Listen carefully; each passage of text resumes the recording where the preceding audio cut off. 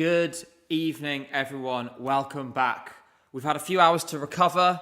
We've had a few hours to get some food. I've eaten, I've had a nap, I've had a coffee, and now it is time for us to, for the first time, see what everyone has for us coming in Eurovision this year. This evening, 18 acts will perform in the first semi-final jury show. We are going to be getting live updates from in the arena, from in the press center. We are going to be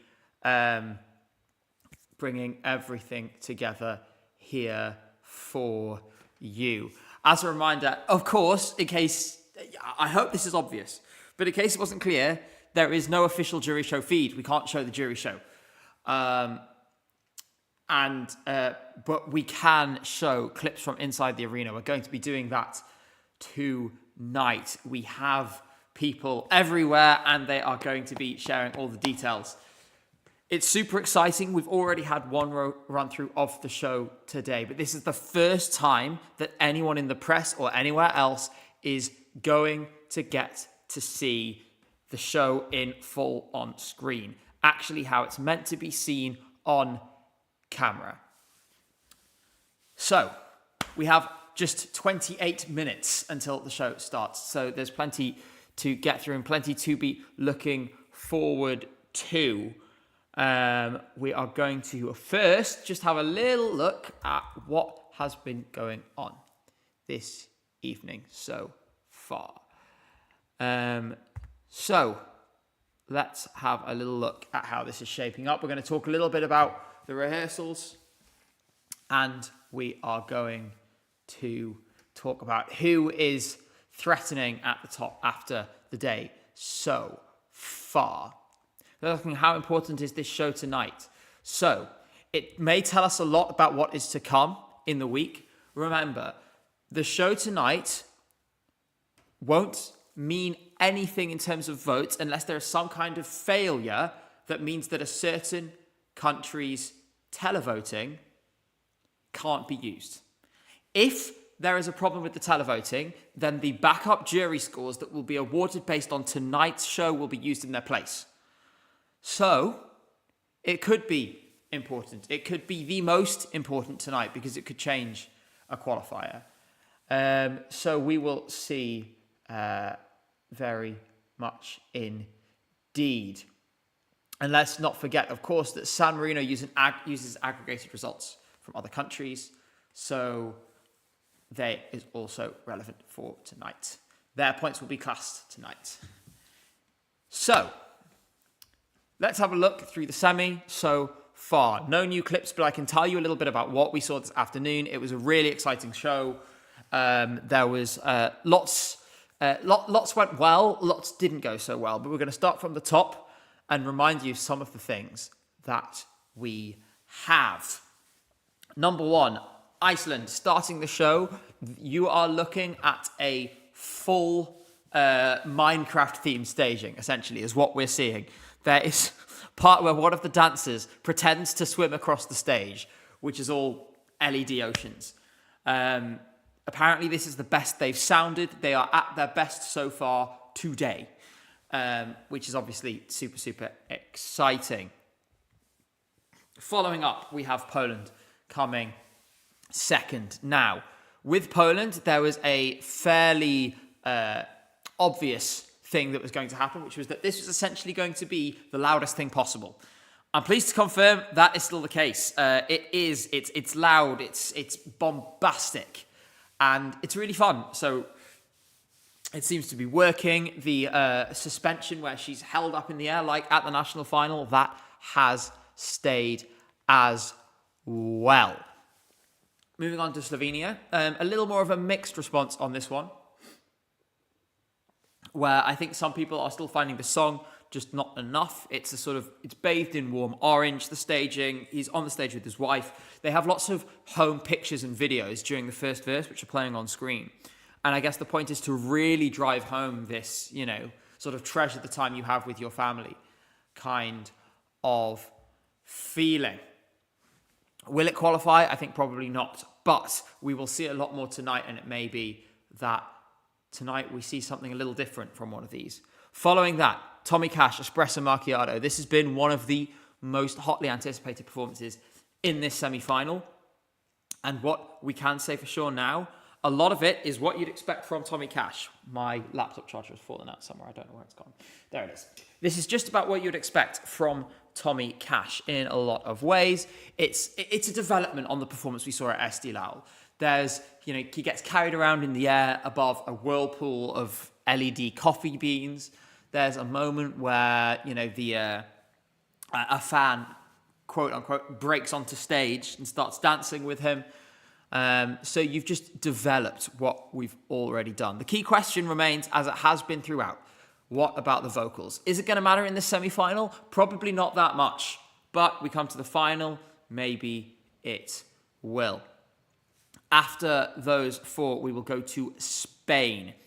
And I think this is an interesting one because we've still not learned that much. We have seen the silhouette in the intro. We have seen lots of silver, lots of pyro sparks in the background. Is she going to get lost among the contenders when the final comes? Who knows? But tonight even, we will see a little more. Ukraine is going to be fifth in the running order tonight. Now, there are some big talking points here that have been coming through the week. Number one is about the outfits and the styling, but in my opinion, fits dead on. It's a very kind of 80s, 90s, those sort of prog rockers that people might be used to seeing. But interestingly, and we'll talk more about the press poll in a minute, the press poll had this last. In the small sample size, there were only 35 to 40 in total who voted. Nobody listed Ukraine as one of their top three. If I had been in there, I would have, but such is the way. In any case, surely it's qualifying, but it'll tell us a lot about how high it's going to go in the final. Next up, Sweden. And now I'm sure we all know this is qualifying. I think what we're looking for tonight is how good this full production is on screen. And I think we can finally start to answer the question tonight, is Sweden winning the Eurovision Song Contest for the 8th time? I suspect we're going to know soon. And I'm very, very, very excited for this one. Think about the Malfest performance, but it's developed. What we have is, most crucially, they have enhanced the sausage. This performance has additional sausage, and the sausage is big. The sausage is real big. And it's large, and it's an important part of the package of this song. There's also additional pyro, additional lasers. They've basically taken what they had, they've brought it down to 6 people from 7, and added lots of fire. Portugal is coming after that. This is one that we are maybe a little worried about. It doesn't feel like they've done that much with the staging. They've kept it simple, which could really work. It could really not work. On one side, you have things like Love Is On My Side from 2021, which really, really made a big impact for Portugal. They qualified. They did much better than they were expected to before the contest. Will it be enough for this one? Maybe not. Another one I think that's pretty predictable tonight, after that, performing 8th, we are going to have Norway. This is going to be interesting, just because we obviously know what it was like at MGP. What I want to see tonight is some of the camera angles, some of the things that I really loved, whether they kept them. So, for example, they had the dance break with but rather than facing towards the stage, the camera faced towards the audience, and it was like, so they were dancing in front of the audience. We're going to get that same slick, well-produced package tonight, I'm sure of that, but will we get those features that I think will add an even more special element to this? Following that, Belgium. This is one of the biggest stories of the day. For those of you who don't know, this staging really, really caught people off guard in the best possible way earlier. It really works. It looks great. It's intense. It's powerful. People are super, super excited about this. You're going to see Red Sebastian on stage with a series of lookalikes, and it's going to be so, so, so cool. For people asking, by the way, where can you watch the dress rehearsals? The dress rehearsals are rehearsals. They are not streamed live. But we have people in the room, we have people in the press centre, they can see them. Because of that, we can learn a lot. We can say what is going on. You can know what your favourites are going to do. You can know how they're doing. And of course, San Marino does vote tonight. So it does have some impact on the final result, what is about to unfold. After Belgium, we go to another show break. And it's going to be Italy this time from the Big Five that performs. This one has been staged in a very minimalist way. You know, Lucio has a piano. At first, just plays the piano, comes forward to the stage, plays a harmonica in the last chorus as well. Two big speakers, too. Whether it's enough, we will have to see. Following that is another one which I think may struggle a little bit, and that is Azerbaijan. It's maybe a little busy. It seemed fine before, but people just didn't seem to be clicking with it. It's the same story that's been the story all through the season. San Marino. The big challenge is, number 11, how do you get a song which is by a DJ to connect with the audience? Because the DJ, of course, isn't singing, is behind a set of desks, and doesn't have any dancers on stage. As a result, it may not work so well. But we'll be able to see tonight. Maybe once we see it on screen, it'll be totally different.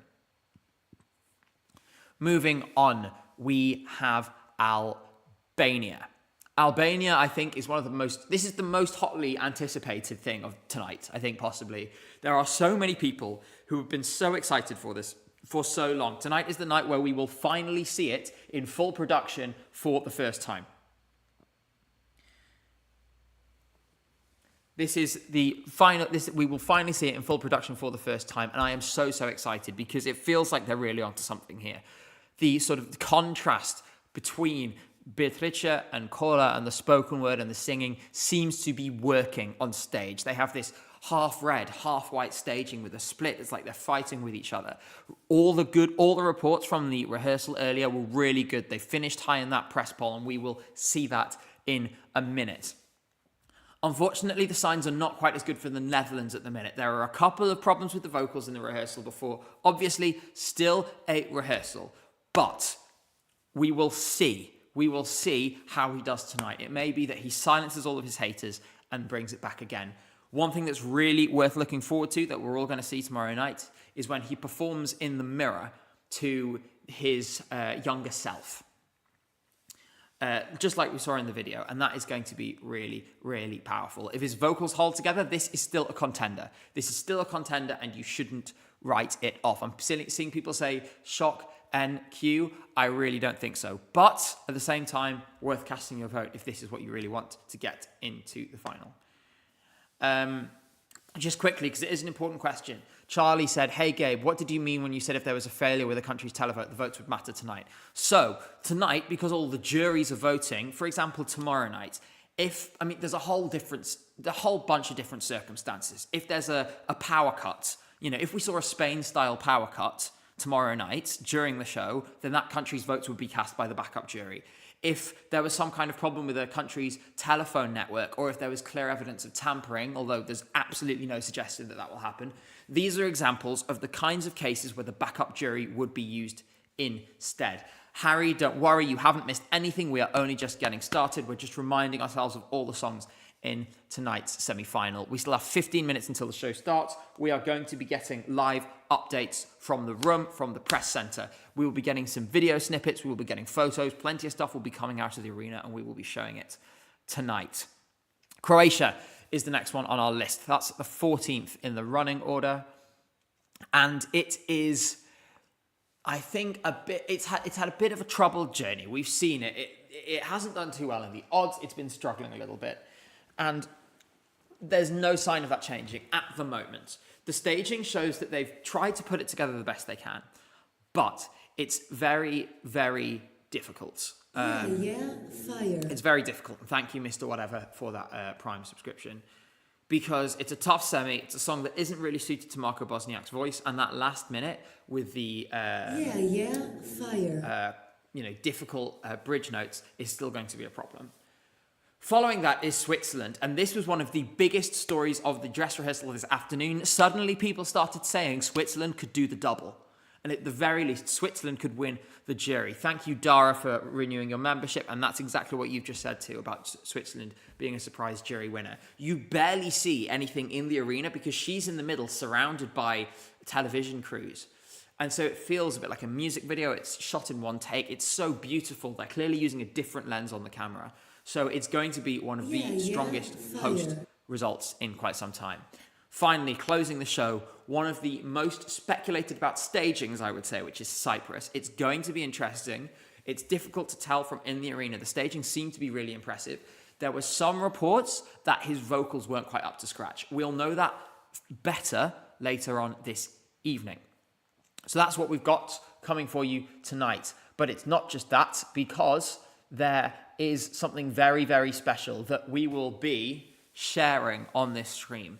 We are going to be, later on tonight, alongside a bunch of other fantastic outlets, revealing the results of the audience poll tonight.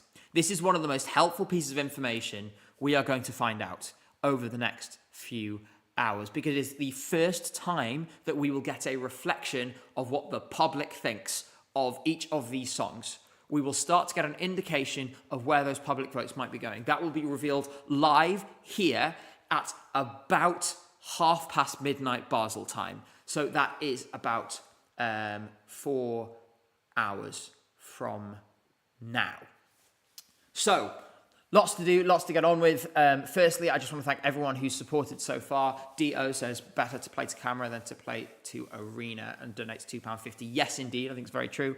I also want to thank Spudface and Wienerfart147 for your kind donations. I really appreciate all of your support. Are you going to stream 4 hours? Yes, I am. So, we have 10 minutes until starting time. Everyone is in the arena and is ready to go. We have a full audience in there tonight. I want to hear from you. I want to hear from you right now. I want to hear who you're backing. Who do you think is going to surprise tonight? Who's going to do well? Who might struggle? I'm personally super optimistic for a couple, and I'm going to highlight those now. We're going to play ourselves some rehearsal clips to remind ourselves of those songs. And for me, well, there's only a couple of places after today that I can really go to. We'll go by running order. The first one I want to highlight, on partly personal grounds, I will say, because I love these guys, Iceland. Looked great, sounded great. Before, everyone was impressed. They did quite well in that press poll that we will look at in a minute. And I can see a few people in there. I can see people saying Albania, Sweden, and others. Maybe we'll have a poll in a minute. I'll think about it. I will think about it. I am manifesting it as well, Claudia. A vibe qualification would be wonderful. But you can see it's fun, it's silly, it's a development of what they already did at Songvakeppnin, but it's a lot more Minecraft, and they will be using a skateboard. The second one I wanted to highlight, I think I would talk about Barabarabastu, but I think we all know what's coming. So we're going to leave that one, and we're going to skip forward to Belgium. I just talked about this. This really, really, really impressed people this afternoon. As you can see, this kind of multi-effect is really working. What I'm really curious to see is those fast camera cuts that we saw at the national selection, whether we're going to get that again here. Obviously, he's not going to have that big lift because the stage doesn't have the capability for it. But I think this is a really cool effect, and I think this could be securing its qualification beyond any reasonable doubt. Thank you very much, by the way, to Fran Varela, who says, you're a great communicator. I admire your determination to make this work despite not being accredited for the press centre. Thanks for being there. I want you guys to have the best possible experience. I want to still deliver that to you. And in some ways, I was talking about this before. In many ways, all they've done is put me in the cinema seat next to you. We are learning about this together. We are discovering this together. So it's really exciting to be doing that. Next one I want to highlight, we're going to talk, of course, I mean, you knew I was going to say this, Albania. This is what I was talking about with that sort of red versus white and them on each side. I think it's a really good way of managing the different stage presences, the different energies that the two of them are giving up. Ollie Not Pro, thank you so much for that 2 euros. I saw that. It's energetic, it's fun, it's exciting. And don't worry, there is meant to be no sound. As for Georgia going up 5 places in the odds, that's really odd. We will look at that in a moment. Pun not intended. So, I think a lot of people are excited for this. It did really well in that press poll. The last one to highlight, of course, I think everyone is curious to see what this looks like in full. Thank you very much, Grackle. I saw that $2. I really appreciate that. Fire. Everyone is curious to see where this goes.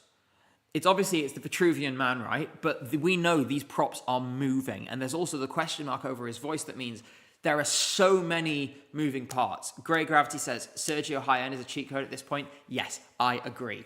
Dolphin Den, which entry do you feel will be elevated most by having a live audience? 2 things. Number 1, Iceland. Number 2, Sweden. They need it. And I think it's going to make them really, really special. Now, we're going to have a quick look at the press poll because we do have a small amount of information from this afternoon. Everyone who is in the room was asked to vote for their favourites of that show. So I'm going to get that up for you now. Give me a moment. I'm going to find it. And here it is, courtesy of escextra.com. This afternoon, the results were as follows. Sweden finished top of the press poll. As Levi Mayfly, thank you so much, says it's Gargan time indeed. Sweden top, Albania second, Poland rounding out the top 3. Bear in mind, each media member was invited to submit 3 votes. You can see those others I've talked about, Belgium, Iceland, that were really well received. On the opposite end of the scale, Ukraine and Azerbaijan down on 0. I don't think that indicates anything. I think that's more of a taste thing. I still think Ukraine is going to do great, and I stand by that. What might be slightly more surprising is Estonia in 9th. That, for me, is a serious and odd development. Thank you very much. Music Girls World says, I just really got into Eurovision for the first year, and your video on last year had me hooked on your content. Thank you. Donate $10. Thank you so much. It's great to hear that. That's why we do it. I want to get more people invested in this in this contest. I want to be, speaking to as many of you as possible. The other thing that surprised me here was seeing Slovenia and Portugal doing quite nicely. I think again it might be a taste thing, but you should also remember that if there's people from these countries, press from these individual countries in this poll, they're able to vote for their own song. There might be some of that here too.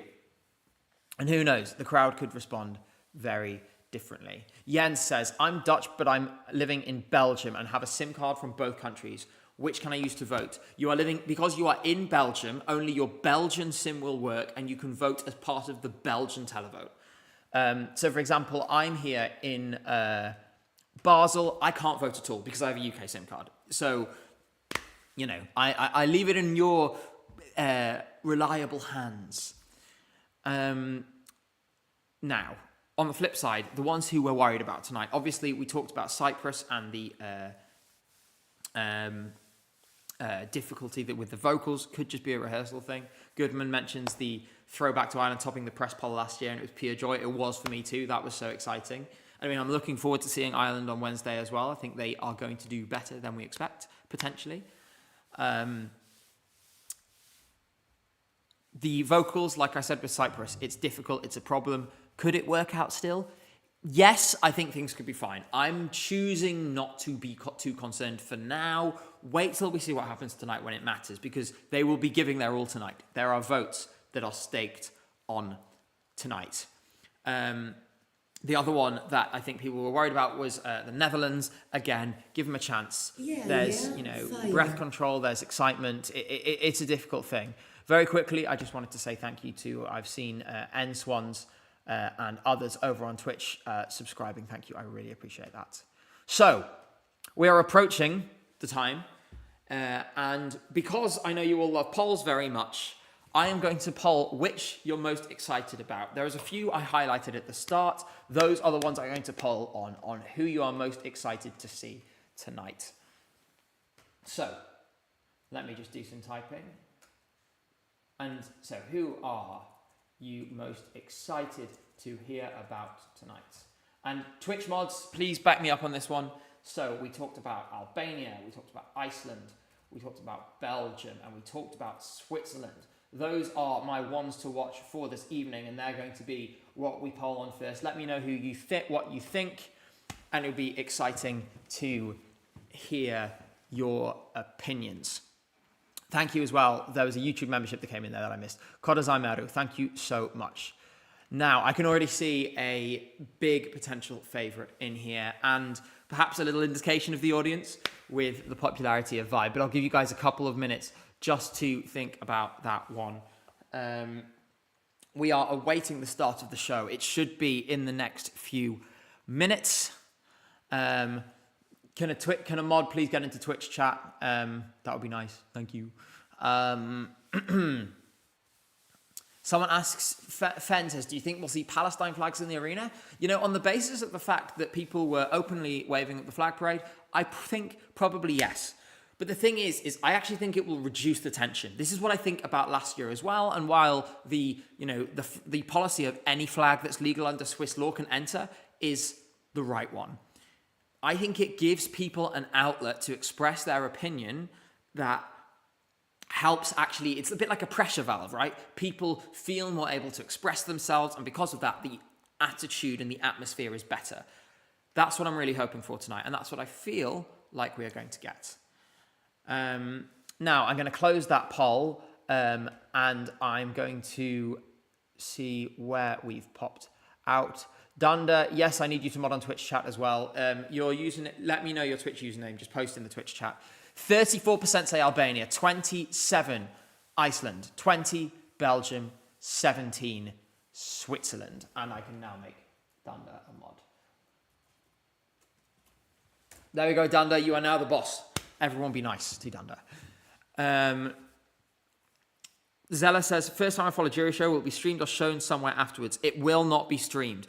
What we can do, though, is tell you what is going on. We have people in the room. We have people in the press centre, which means the first place you will be able to find out information is here.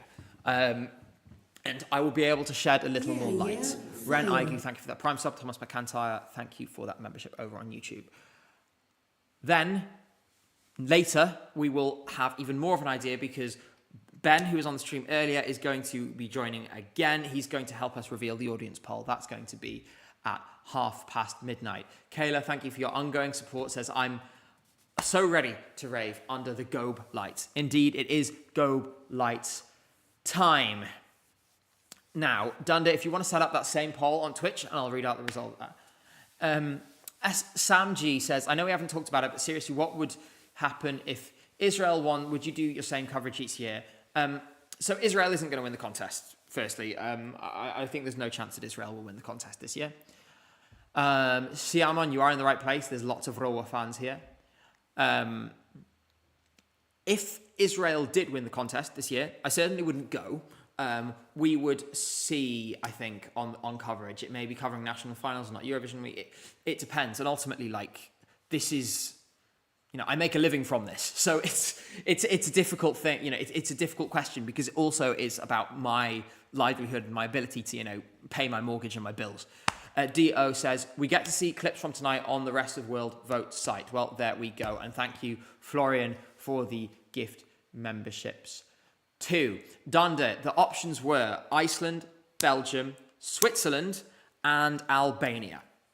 And the question was, which one are you most looking forward to?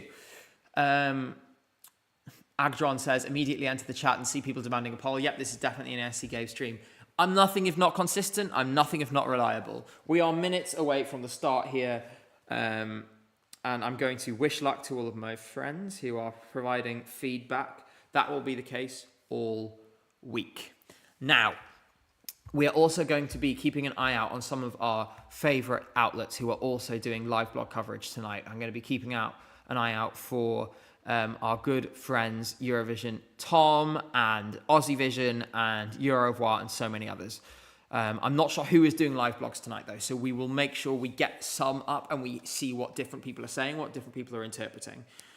Because what I want to get is a range of different viewpoints from different places and show them to you. then we can start to see the similarities, we can start to see where the patterns are, because that's where the key takeaways from this are going to be. Ellie Belly says, thank you, happy Eurovision week, Gabe. So glad to catch the stream, wishing you and Jay all the best for your time in Switzerland. Let's go. Thank you so much. It's lovely to see you here. Thank you for your generosity. Iceland wins over on the Twitch side with 33%, Albania 28%, Switzerland 24%, Belgium 15%. So, we are going to take a quick look at the odds, because as you guys have heard, something weird has happened. And I can actually tell you what's happened. It's very simple. People have been asking, Gabe, why have the odds gone funny? Why has Georgia jumped to 32nd? Well, it's very simple. For whatever reason here, this site is not operating properly. There we go, Epic Bet. This happened with Zifferblatt earlier. Because they're currently showing here that the odds are 0-1 on them winning. It's just a glitch. They are still bottom of the odds. So just ignore that. As for why there's a yellow tint, I think it's because my laptop has turned its night light on. So I'm going to have to find out how to turn that off for you. I will do that at some point during the stream.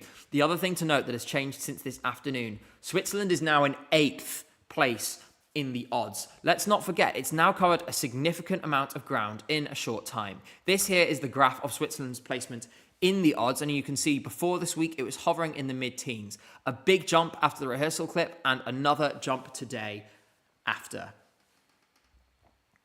So, where is Spain, someone says? Spain is there, 16th. Did actually make a little jump after rehearsals today.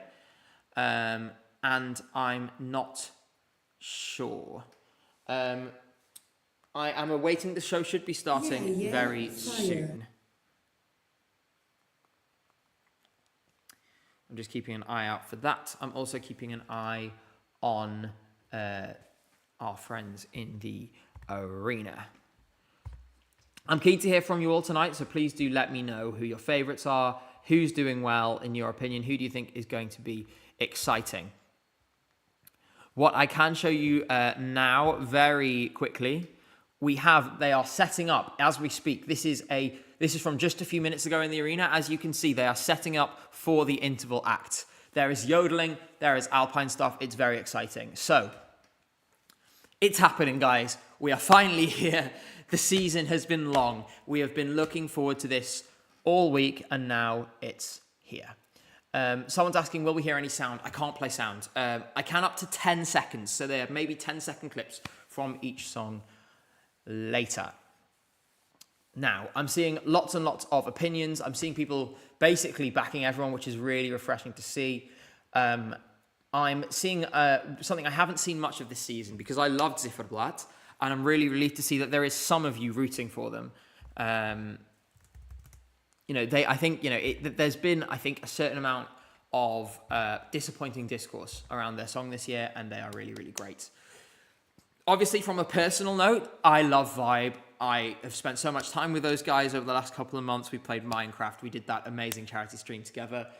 I really, really want to see them do well tonight. And I can say now the show has started. The show has started. We are going through the intervals, the first opening interval act now. After that, we'll be straight into the show, which means Iceland will be taken to the stage in just 5 to 10 short minutes. Now, we will have...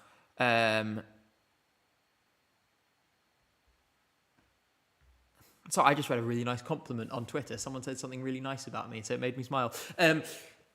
We will have some live blogs up. We are going to get all of the information we can, just absorbing as much as possible because we can all experience this together, and that's the best bit of Eurovision week. Now, one thing I will say, because there are always leaks, is that leaks are not permitted. So you can't ask for leaks, you can't post leaks, you can't post links to leaks, and yes, fine, I'll read the compliment. Somebody said so I'll tell you what, I'll put it on screen because it was really nice. Literally, I just turned on my Twitter feed and it was right near the top. I want to say thanks to Fernand as well, who shared this. And if you are interested in like how the sausage is made in terms of Eurovision, Fernand's videos each year, which talk about the production, the technical side, super interesting. Definitely go watch them. Which is Scott saying, I mean, this is a compliment. ESC Games daytime live streams are the future of, in Eurovision Week, future of daytime TV. Instead of a show focusing on 15 things where you might be interested, a show that focuses on the one thing you enjoy, but it's still a good background watch. Thank you so much. Scott, if you're watching, I appreciate that so much. It just popped up on my feed when I went to look for a couple of live blogs, and, you know, obviously I really, really appreciated it. So we have, I'm going to open that one as well. We have some feeds from different outlets, and what I'm going to do is I will show you on screen what the different outlets are saying, and obviously because I want to credit each opinion individually. I have people feeding direct to me, so I will say stuff. I'm just saying, oh, my sources tell me, but we're going to be talking to, we're going to be looking at what the others are saying as well. Now, I'm slightly scared just because I really, really, really want things to go well for Vibe. I really want things to go well for Iceland tonight. If this afternoon was anything to go by, I think we're in a really good place. They sounded great. Their charisma is obviously crazy high, and they're a perfect place to start the show. I think everyone suspected that they would be where we started. At once we had the once we knew what songs were in each semi-final, but I think it also helps them because people do better, playing first rather than second or third or fourth. There is this kind of early show bounce on the first entry, and then less so for the following second, third, and fourth. Oscar says Garg. Is Jay there in St. Jakobshalle? Jay is there tonight, but he's focusing on the show. Someone called Gabe Horn says, Gabe Horn sends love to my fellow Gabe. Thanks, Gabe Horn. And someone asked me if there's where to contact me, if there's questions I'd like to answer. You can send me a message request on Twitter or Instagram. Would probably be the best. Now, I think that Iceland may be about to start. So I'm going to quickly check in. It's opening up to usually 7, 8, 9 minutes. Someone asks, Isaac asks, are jurors live in the arena? No. So the way the juries work, the juries are back in their home countries. The juries are generally, they're at a specific location, which is usually like the offices of the broadcaster in question, where they watch the show in a secured room, secured feed with no access to the outside world. They are there with, I believe there's an observer as well. I think the EBU has a firm that observes the voting for them to ensure that things are done properly, to ensure that conversation is not improper. Generation Studio says, do you like soup? Yes. For now, we await Iceland.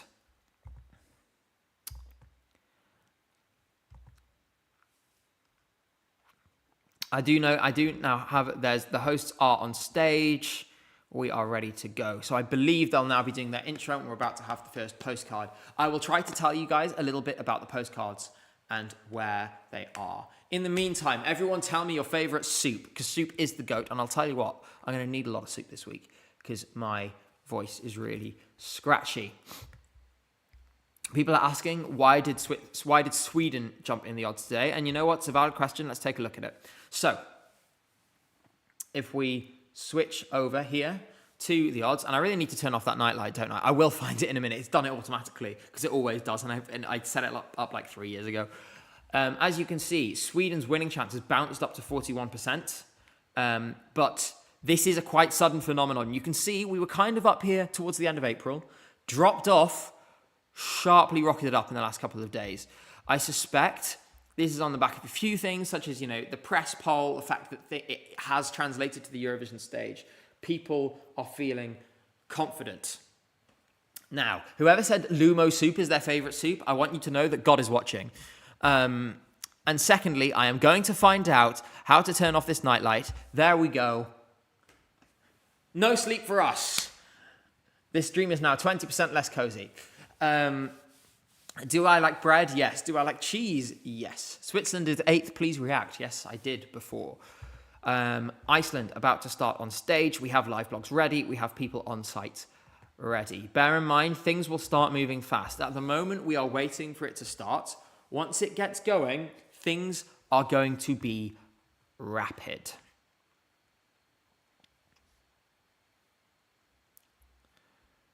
And by the way, in the intro, there is a anthemic yodel version of the code, which I think we'll enjoy. Do you like borscht? Yes. Favorite bread, sourdough? Yes. What was for dinner? Pizza. Really nice pizza, actually. I had a pizza and I had a bottle of Coke. I had half a bottle of Coke Zero because I'm going to have the other half in a little bit. I was going to eat some chocolate, but I was too full after that. So I went and I literally I passed out and slept. So basically, I have slept ever since. Donut Dunny says, is Sweden's song a stronger favourite as Tattoo was a few years back? Is the race for second place now? I would say no. It's not as strong a favourite as Loreen. Loreen kind of always felt like a foregone conclusion. Iceland is underway now, by the way. We have our first song of the night and it's underway. We'll be getting responses. We will be getting feedback from people as they perform. They are taking the glasses off for a second, which they had previously at the national final. It's a really nice moment. It helps build a little bit of suspense. Not suspense, that's not what I mean. Personality. Apparently the nightlight helped you see if you could read off your screen. Yes, of course. So, the boat. The boat is here. The boat is back. That's what we are hearing from our sources.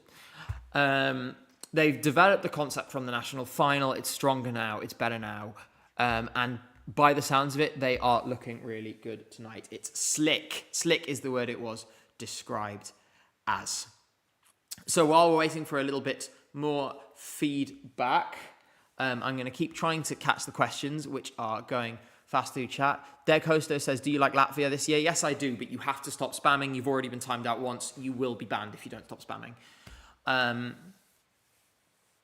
So, we await the news. I feel like a kid on Christmas, waiting for there to be something, who's going to do well, who's about to jump out at us. I'm keeping an eye on my Twitter feed for news.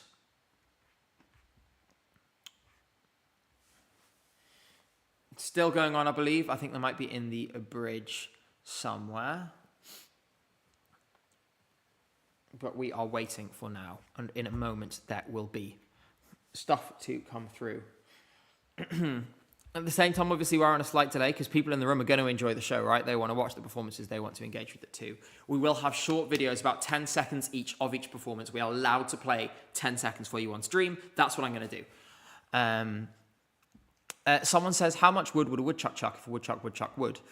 I would say about the same amount of wood as Peter Piper would pick if he was pecking a pickled pepper. Peter Piper picked a pickled pepper.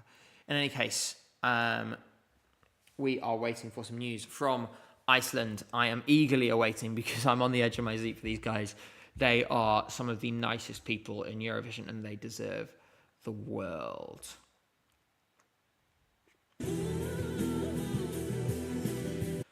So, I'm going to give you some words from some friends of mine. I'm going to change the screen so you can see what I'm seeing. First up. Now with 110% more Minecraft, and we do have photos of them on stage.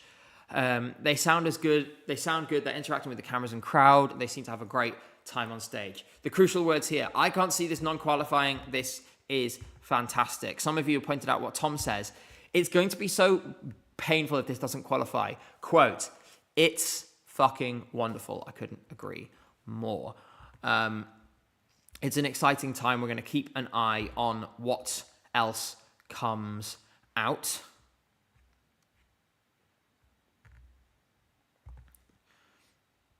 Minecraft animations, mostly sea creatures, stage drenched in red, and we still have the mic drop.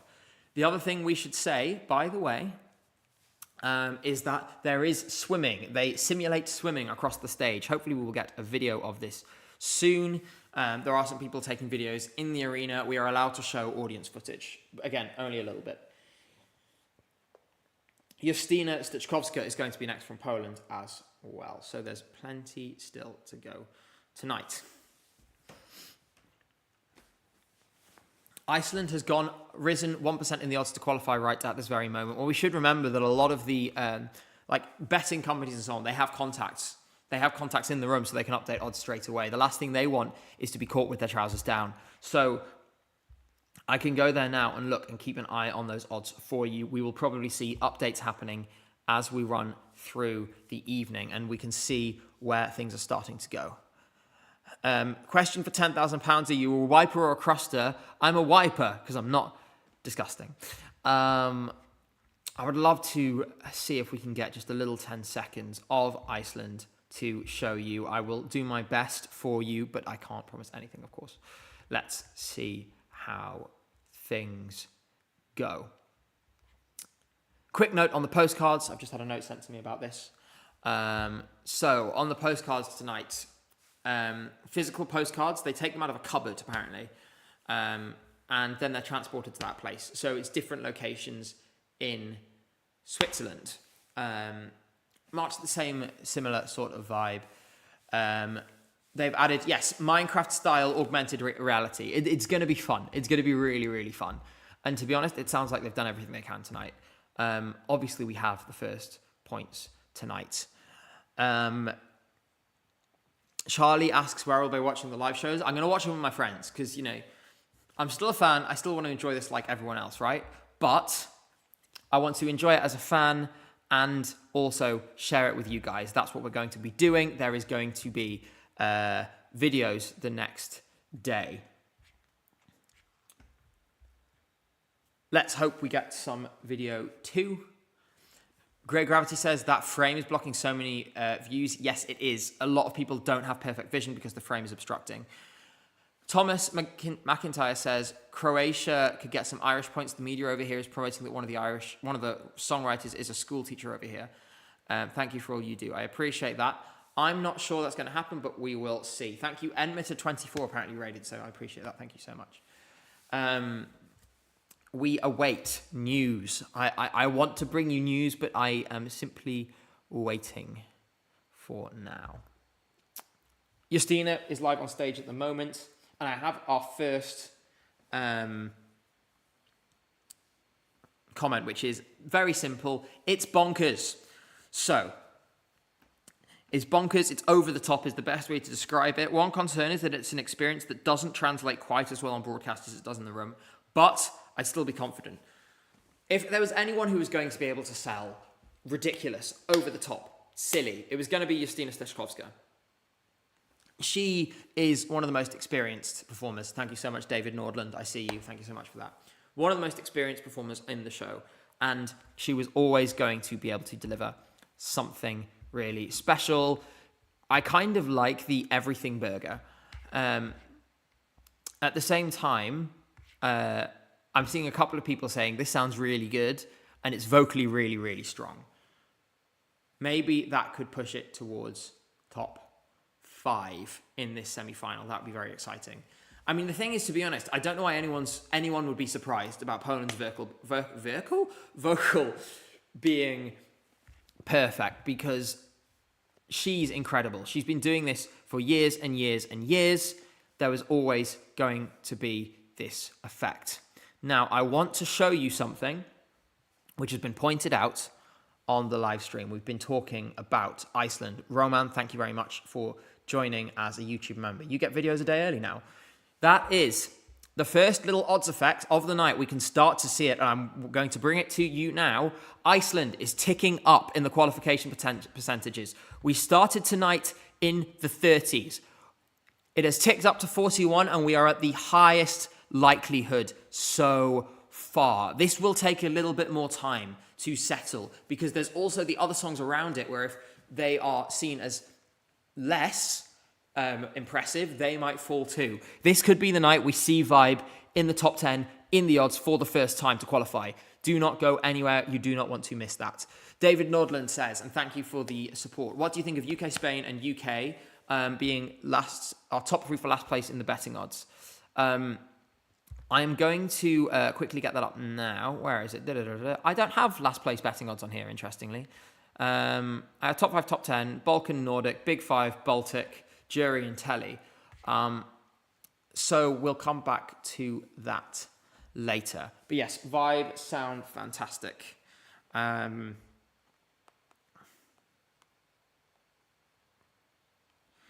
just waiting for some more news. Give me a moment.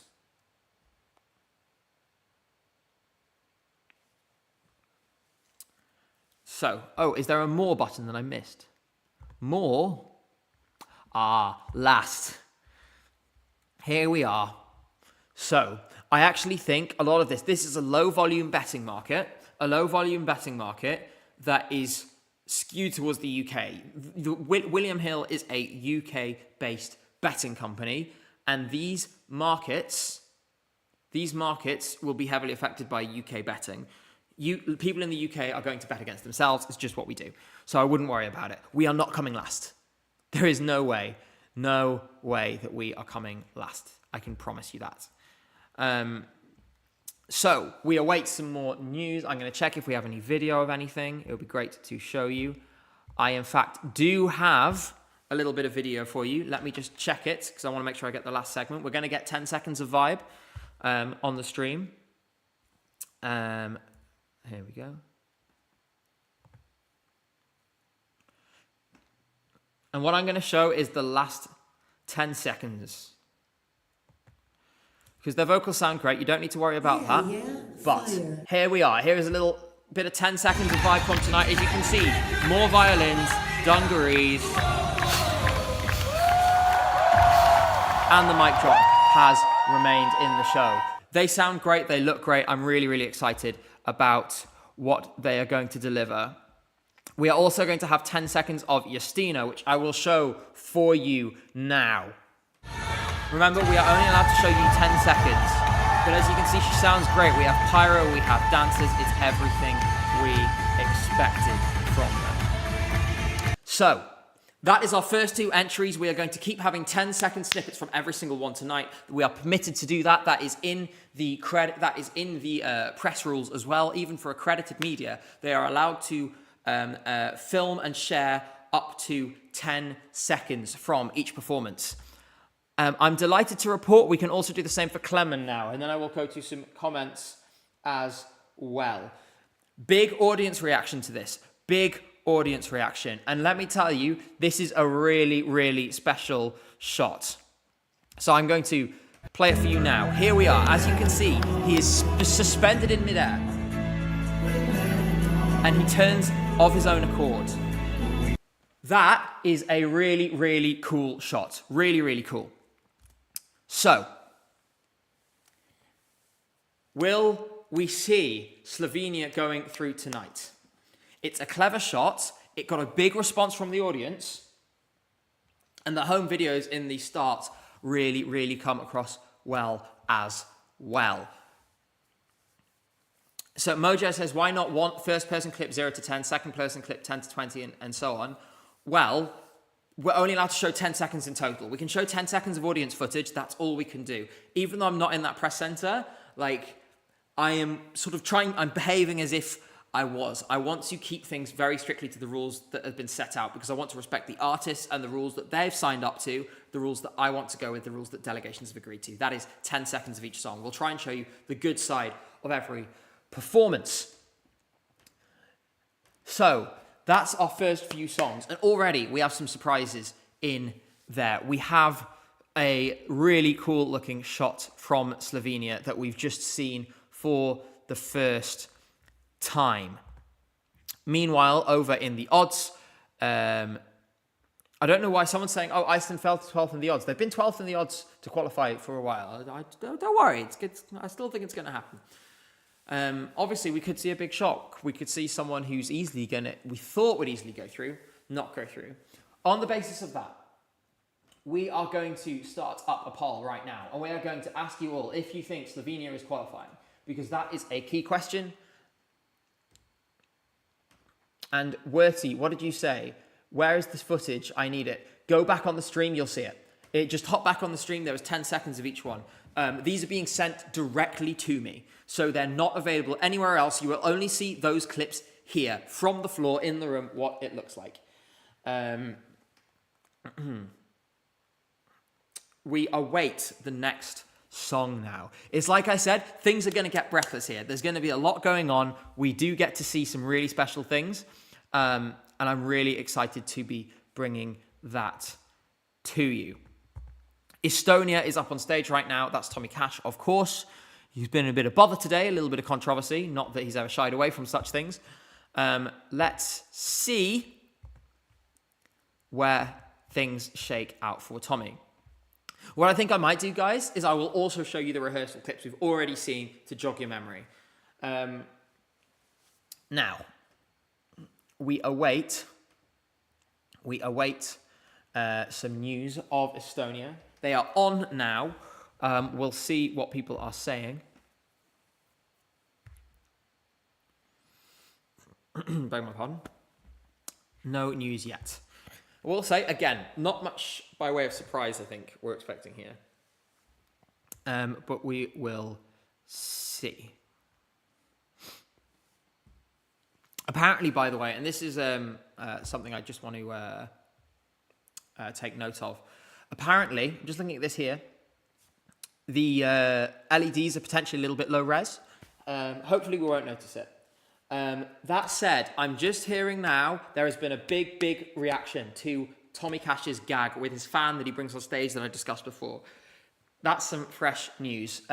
Sounds like it's going down really well with the audience. Biggest reaction of the night, potentially. So, by the way, 56% of you on YouTube say no, Slovenia will not qualify. 66% say no on Twitch. I am awaiting some news from Thomas Dollar, and a little more will surely be along soon. There is also a dancing aeroplane and a Tommy Wood sign. There we go. So some news now. I can bring in your some news.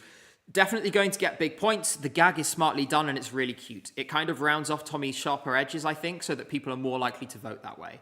So it's a clever way of maybe softening his image a little bit. We are on a break now, so that means Estonia is finished. I await some video footage. Once we have it, we will show it. Like I said, 10 seconds of each song. We're sticking really strictly to the rules here. And we will keep up with these live blogs. I'm keeping an eye on all of the various live blogs.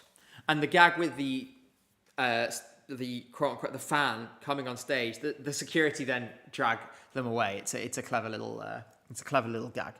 So, PSG Fantas, how did Iceland do? Really enthusiastic. Really good. No, Mihail, it wasn't the actual security. It's the security in the act. It's the security in the act. I've had a couple of people backing up the analysis about the gag softening Tommy's image up a little bit. It sounds like it's really working for him. We will hopefully have some footage from that performance very soon to share with you. And in fact, I can do that now.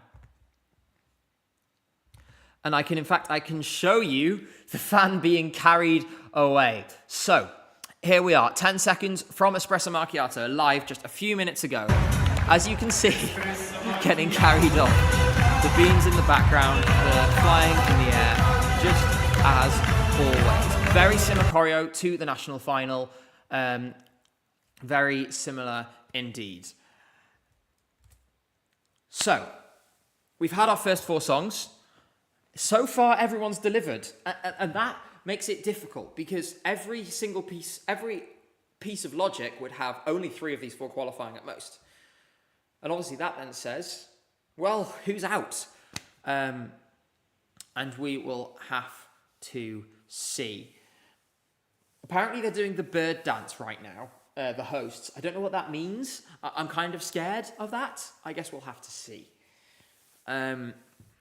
In the meantime, stick with us. There's plenty still to come. And we're going to have a look, see if there's any other reaction, see what people are saying. Now, I'm in a place you should never go, which is the Eurovision hashtag on Twitter. Next up will be, in a few minutes' time, Ukraine. Criminally underrated by everyone, including all of you. One of my personal favourites, and something that is going to do a lot better than people are saying. We are waiting now for more news. So this is another little comment that I'm going to share. This one is from Bohemina. Says, Estonia running like a rocket. Meme after meme, laughter. Everyone smiling during their performance and the first round of applause of the night in the staff room. So I guess maybe it's the press room. Vocally very weak, but no one will remember that. And it even helps the meme. So that basically says, if there's one person who's a winner from tonight already, it looks like it's going to be Tommy Cash. We're going to keep an eye out for more news. Everyone in general seems very impressed, very pleased. And we will see what happens next. We await Ukraine, which will be on stage shortly.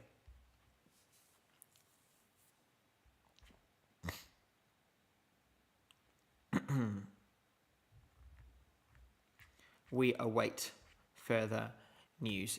It's quite exciting now actually getting to see some of these clips in the arena. Just these little moments, and we've already had some real wow moments here. I think everybody, the way I saw you guys respond to Clement and his flip upside down felt like the first wow moment of the night. It was so great to get to actually see that in the flesh for the first time. And I think it shows that things are coming together really, really well. I'm going to take this moment to say, if you haven't already, please do subscribe to the channel.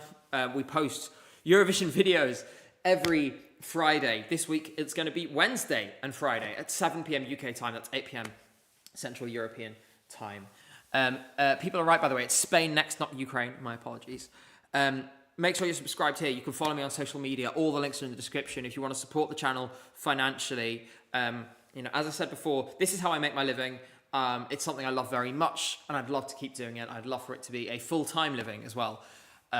In the coming year, you can become a member on YouTube. You can subscribe on Twitch. You can donate directly. You can do super chats. All of that stuff is very appreciated. You get videos a day early if you become a member of the Patreon, or if you're a YouTube member as well. Now, we wait for Spain, and I can see there's a lot of Spanish fans in the chat. It's always great to see you guys here. But I just want to see what she has. I'm going to go in with an open mind, because it might be that the audience really respond to this tonight. Have you taken time out of your regular job to cover Eurovision in Basel? Yes. So, Gabe, next time Eurovision is hosted in the UK, it would be a dream to have you a host in some capacity. I would absolutely love that, but there are far better qualified people than me to do that. We await news for now from Spain. I will bring it to you as soon as I have it. I will bring you video as soon as I have it. Like I said, we are permitted to show 10 seconds of footage filmed in the arena, including with sound. We are going to do that for every single song tonight. And as I say, every time we talk about the clips, I'm just going to say adhering strictly to the rules. I've checked them very, very carefully. So let's see what happens next. We await news, as we often do. There's a lot of tension, a lot of waiting just for the next thing to happen. And we will see. One thing I will say, there was a brief moment. It did work, and she hit her marks again. Tonight, Justina's hands got tangled a little bit in her ropes when she descended. So what you can't see is when she's held up in the air like that, the ropes are actually tied around her wrists. This is probably why they approved it, because it's safe enough that way. If her grip fails, she'll still be held up, right? She won't be in trouble. So, unfortunately, the staging is coming for some criticism from Spain. I'm getting some first news for you now. just to remind you of that staging, while we are awaiting further news, I'm going to get the clip for you. That was filmed in the previous rehearsal. So this is what we're talking about now. This is the rehearsal clip. We will show some live from the arena footage shortly. Melody is seriously impressive vocally, but the staging just doesn't deliver. It's all style, no substance, and the dance break has her not doing a single dance move. There is a Benici backflip at the end, so some brownie points for that. At the same time, Sarah Benici came last year, so I don't know whether that's a good thing. So for now, doesn't sound like amazing news for Spain. There have been some worries about the staging. There are some worries about the song as well. At the same time, I would love to see how well it went down in the arena. And I think apparently, she's not necessarily dressed and made up in a way that's fully flattering either, according to one of my sources. Let's see. Hopefully we'll get a video soon. And it will then... we will keep on going. I would like to find out if there was a hair helicopter. I'm going to ask now. Was there a hair helicopter? Question mark. I hope so, because that would be very fun. If so. Costumier Eloise says, greetings, finally meeting a fellow F1 and Eurovision fan. Listen, it's the perfect blend. It's the perfect blend, in my opinion, of hobbies, is F1 and Eurovision. I'm seeing a lot of people shouting, they call me Garg. I can't win. I can't win. The helicopter has been grounded. There is no hair helicopter. The hair helicopter has not made it to Eurovision. I regret to report. That's a shame because that was my favourite bit of the performance. So, we move forward. We will have a clip soon. We will have Ukraine up on the stage shortly as well. We will let you know how that goes. It's been a pretty intense 40 minutes so far. I can see someone is typing, so it looks like we're about to get some information of some description. Obviously, and I'll say it again, what I would have really loved to do this exact same stream in the exact same place and have the feed in front of me so I could see it and describe things to you as I see them. But the position we're in, it's like I said, the way I've been thinking about it, both all day today and all week, is like we're sitting together in the cinema, we're sharing the popcorn, right? We get to experience these first little bits together. We get to, find these new little bits out together as information slowly seeps out. And we get to be the first to know, despite the fact that, sadly, the accreditation thing did not come together. So, we are awaiting a little more news. And there is one other thing about Spain, actually. It's messy, the dancing with the camera work in the bridge is what we're hearing. I'm also very keen to hear what Luis Mesa Cabello says, one of the best Spanish creators who has just seen this performance, says, really like the Essa Diva show. It's a journey through the stage, from the shadows of a diva to the liberation given to her by her dancers. Very dynamic and concise. Perhaps the ending loses some of its punch, but it's a very worthy presentation. So it's always good to have the different perspective.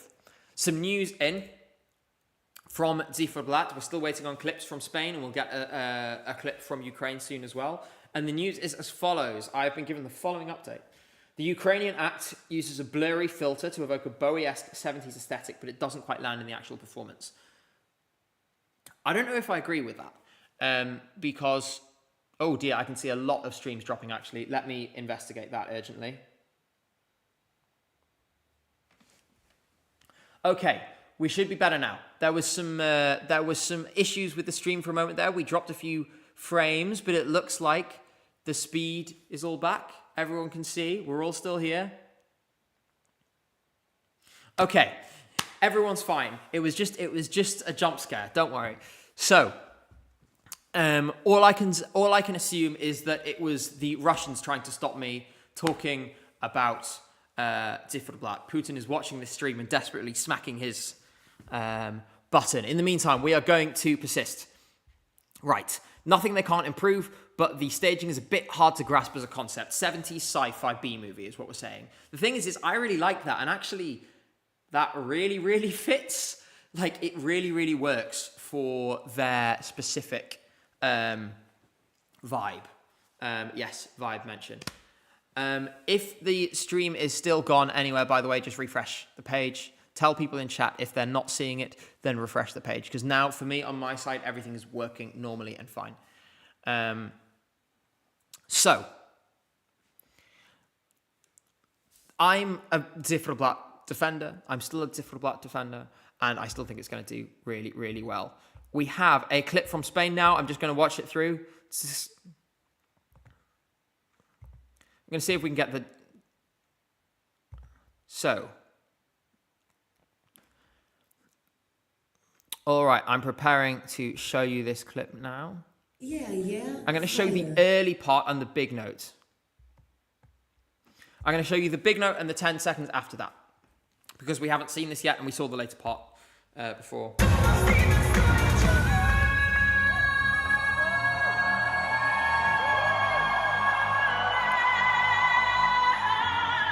She sounds great. I will say that. That note sounded really, really great. So if there is one thing that they've got right, her vocals sound really, really good. And that will surely do her some favours.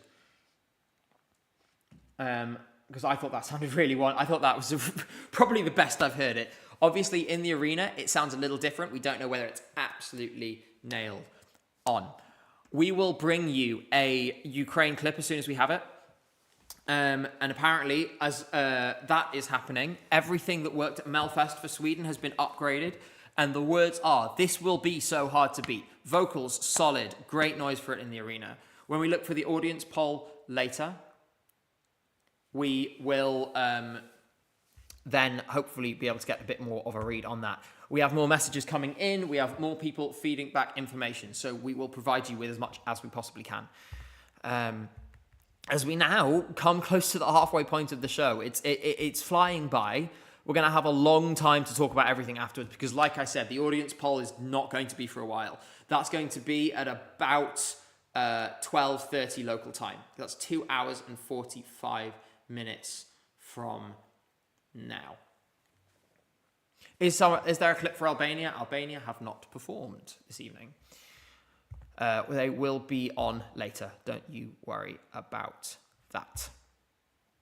So, Sweden is on now. Portugal is on next.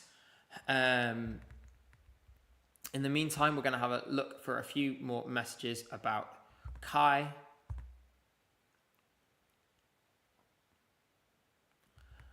I just heard local boombox. I presume you guys heard that too. No stream is complete without local boombox. Have a little look at the message. Eden Raven, thank you so much for the $10. It says, I know it's been spoken about a lot, but you not being accredited is a shocking decision. Just wanted to show my love and support for you. And what you do, it's fantastic. And still trying to produce the best content is admirable. And also go on, Clement. Thank you so much for your kind words. I really appreciate it. Also, Clement, yes, indeed. I think you've got lots of reason to be optimistic. So, congratulations. We await some news from Ukraine. We await some news from Sweden. I'm just waiting for the feeds to come through to me now.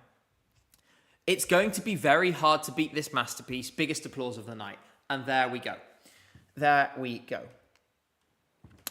Pax says, is sampling allowed because Sweden sampled an Indian song? No, it didn't. They both bought the same sample from a third-party source. This happens every year. Artists, musicians buy samples and build songs on them all the time. You're going to see the same samples in multiple places.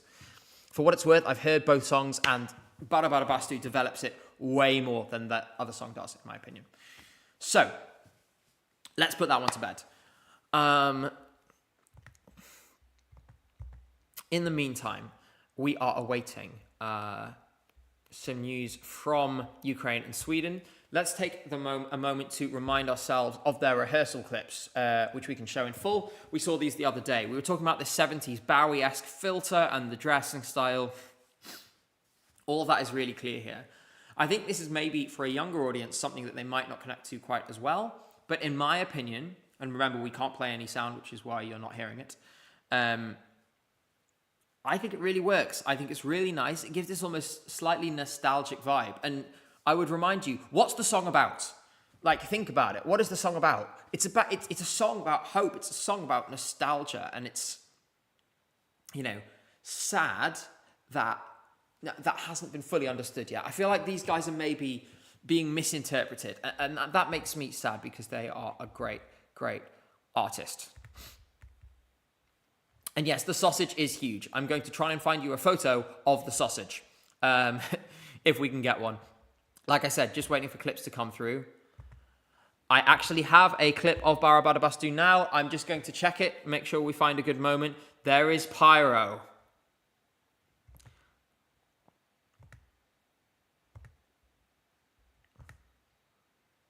In fact, I want to show you the last 10 seconds here because I want to show you the audience reaction because people absolutely love it. Thank you, Lance, for the £2. Here we are, right at the end.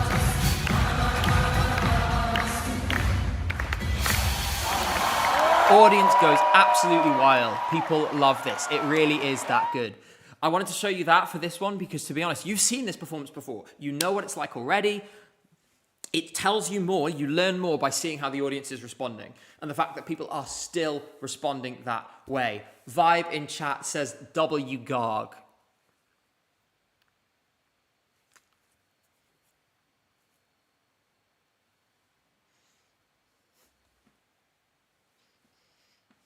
Don't you guys have a show to be doing? Don't you guys have a show to be doing? I cannot escape. They're literally on TV right now. They are on TV right now, and they are still calling me Garg. Listen, guys, I will give you 20 euros each. 20 euros each if somehow you get the word Garg into the broadcast tomorrow night. Maybe even 25 euros each. Now, I'm hopefully going to also find you a photo of the massive sausage, which we haven't seen yet. And hopefully still a Ukraine clip. Like I said, I'm reliant on other people getting the clips, so if they don't get them, they don't get them. Donda, yes. Try and pass the information. We are awaiting the next act. In the meantime, I'm Space Lane says, Garg is really garging about getting garged by Garg's Minecraft friends. You people are evil. You people are evil. So, sausage. I would like to find a photo of the Swedish sausage. So send it to me on, if you know where I can find one, please let me know. So, Portugal, lovely, not enough to make any impact after Kai. That's the first words we've heard. This is very simply staged. They haven't done much with it so far.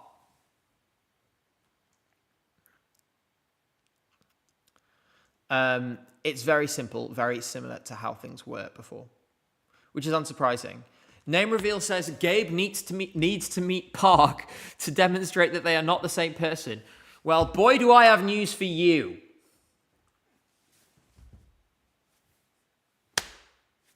There it is.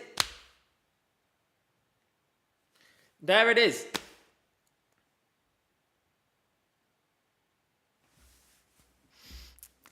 Are you happy?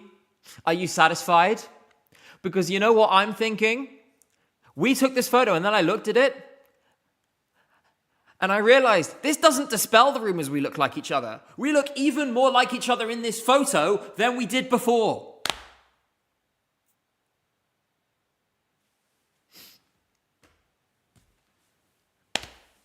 I can't escape.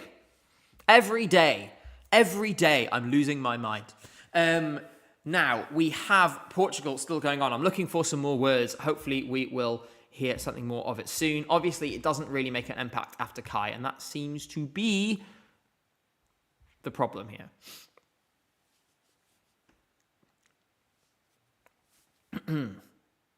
We await news. We will be spending a lot of this evening awaiting news.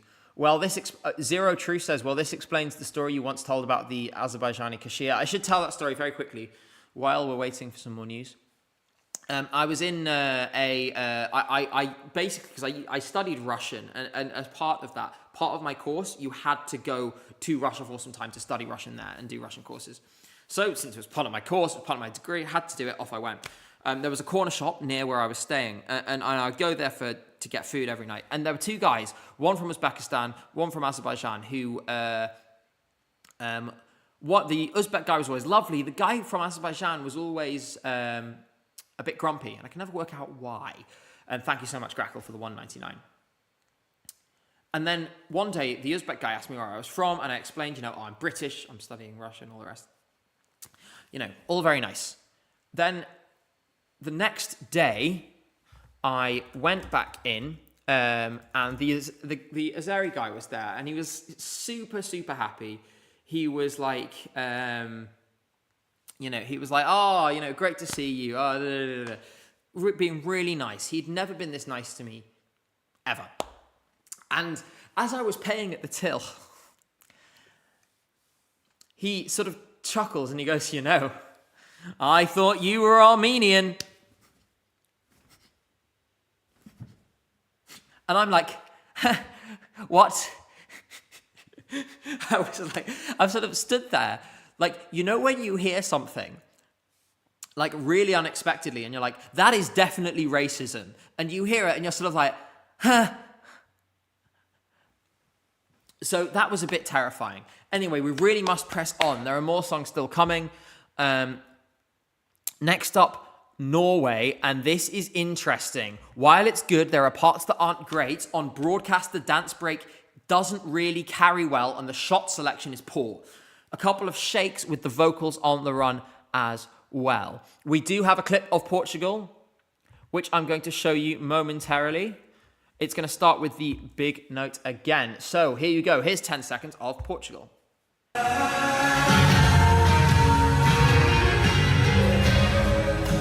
As you can see, very simply staged, very, very calm. It's a pretty song. I'm not sure it's for Eurovision. I'm not sure it's for Eurovision, unfortunately.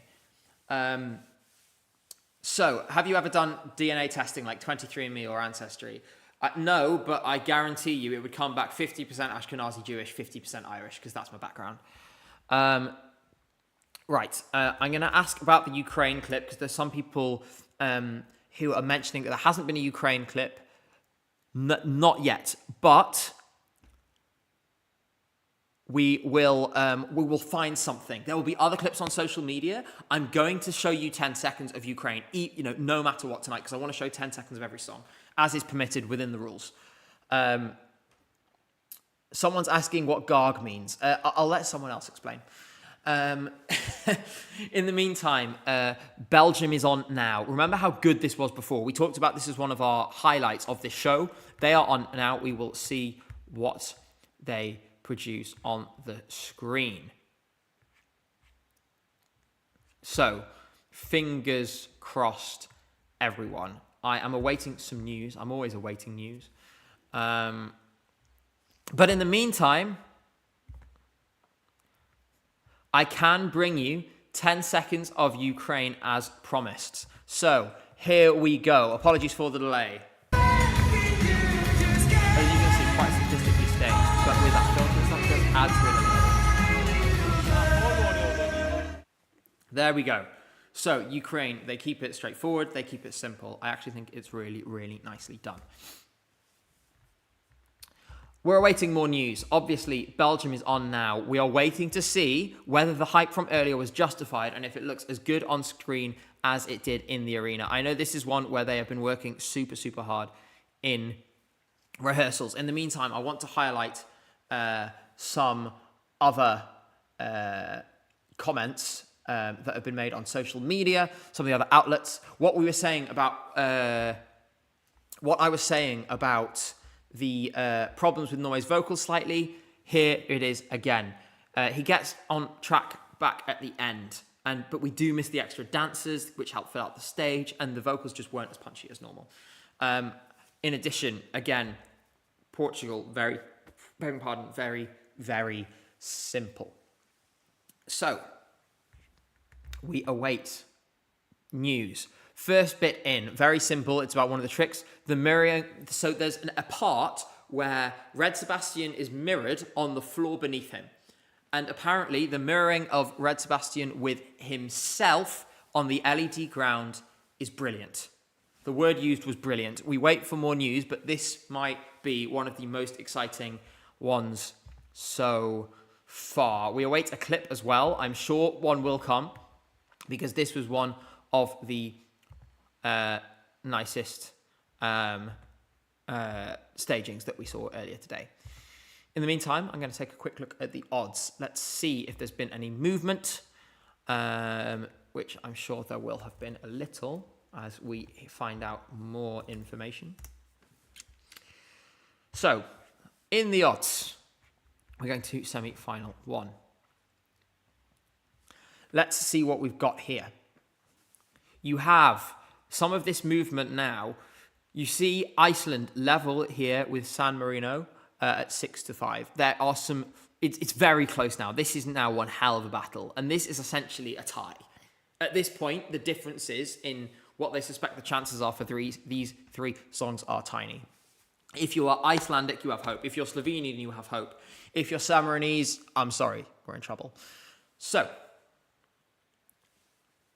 Barbara, I guarantee that live stream will be copyright striked in the next 20 minutes. We are waiting. The audience loves it, is what we hear from Belgium. It's going to be a solid top 10. I'm asking for camera work impressions. Let's see if we can get some news there too. Could Belgium be surging a little bit?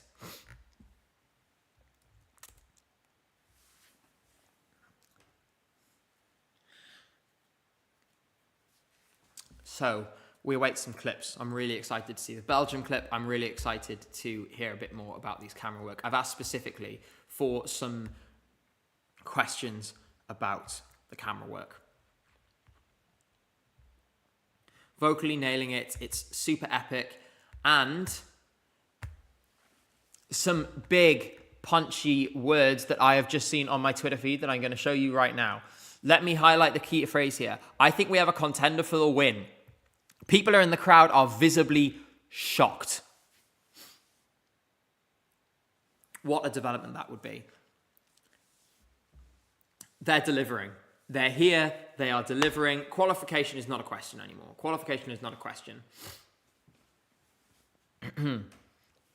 My throat is very dry, by the way, so in a minute I'm going to have to get some water. Let's keep seeing what else is going on social media.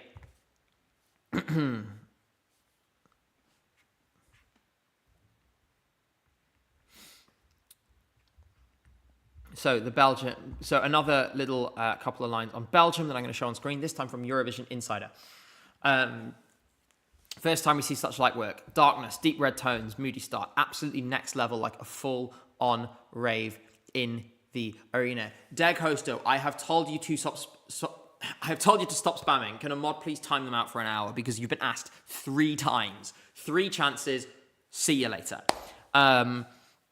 Like I said, I mentioned the own reflection. We have the dancers who are sort of shadowing him. It's exciting. It's an exciting performance. Let's see if we have a video clip. We have Kyle. I'm going to give you the big note from Kyle because he did recover for this. Here we go. So 10 seconds of Norway starting now. There we go. He hits it. So, there's 10 seconds from Kyle. Apparently the vocals were not perfect tonight. What I'm more keen to show you is the following. So we have a clip from Belgium here. Sadly, obviously we can't show the stage element because the audience is below the stage line. So, exciting.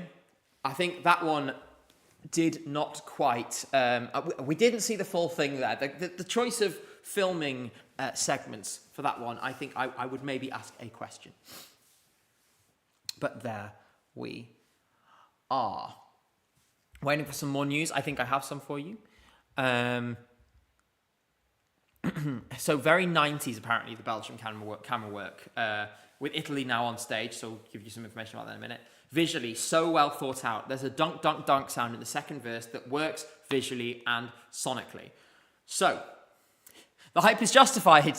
The hype is still coming, and it's really exciting. Pac says, do you think Ukraine will qualify? Yes, easily. I'd be stunned beyond belief if Ukraine didn't qualify. I can feel like the excitement building now. Now, Italy has subtitles. My friend Luis, I'm not sure I agree with his perspective on this occasion. Here it is in Spanish. I will translate it for you. It says, Luis Mesa Cabrera says, it's elegant, 3 minutes of subtitles, spectacular, the best live performance so far. That is interesting because I'd like to see whether that was reflected in the arena. I'm not sure if that was the case. Of course, we do have him playing the harmonica in the final verse. I don't know how well that works. I want to share something from my friend Tom Hendrick, again, talking about Belgium. I am lost for words. Wow. I am lost for words. That's top 5 material. The staging was genius. It has elevated the song into a new dimension. Reds, blacks, flashing. 4 red Sebastians dancing. Clever camera shots. Bags of stage presence. This feels special. This feels special.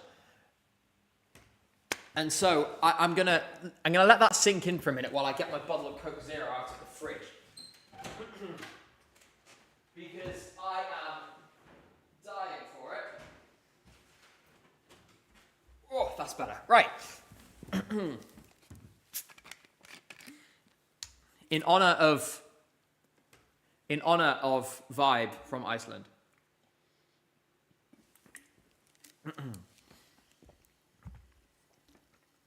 So we have Azerbaijan next, and as I always say, I would encourage you to watch my video on how I feel Azerbaijan and Israel exploit the contest. They're in the competition, so we are covering them to an extent that, you know, it's relevant to the conversation of who qualifies, where points go, where Azerbaijan and Israel give points as well is going to be relevant to the result of the show, but will not extend beyond that.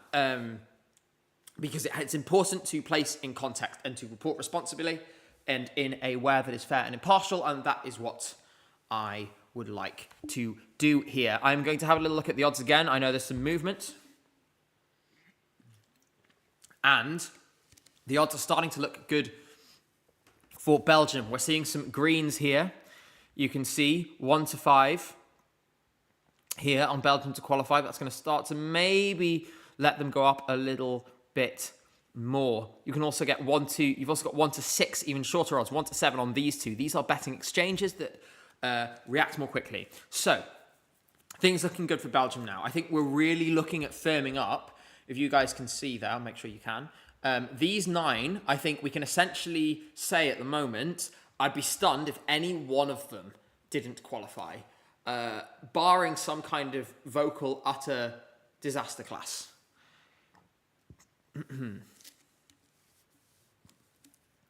Barring some kind of disaster class from someone, Theo Evan.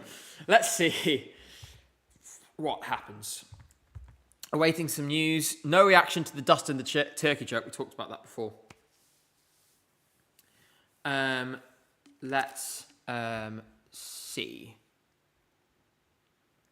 what comes next. Hoping for another clip. We do have a clip of Lucio, which we can share with you. And it's of the harmonica section. So you'll hear the harmonica in this clip.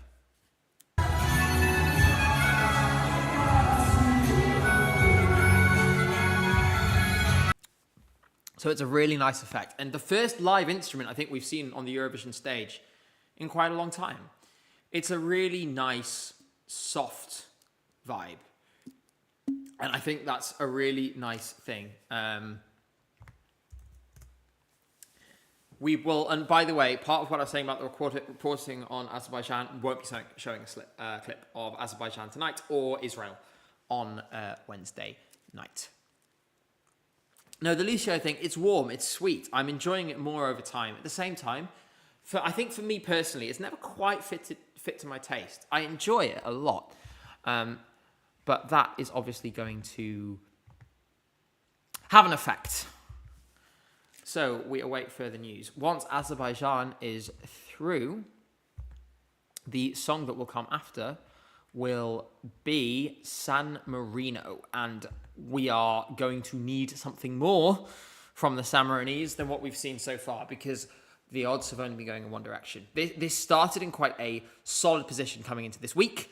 As we have moved along, things have gotten more testy. In the meantime, while we're waiting, I'm going to show you the rehearsal video to explain a little bit why.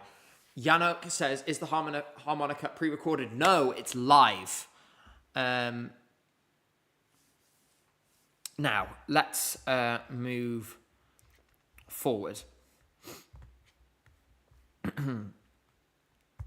San Marino's clip, I'll show you now. And I'll explain to you what the key problem is. Which is that DJs at Eurovision, how do you build an audience connection when the people who are singing have masks over their face?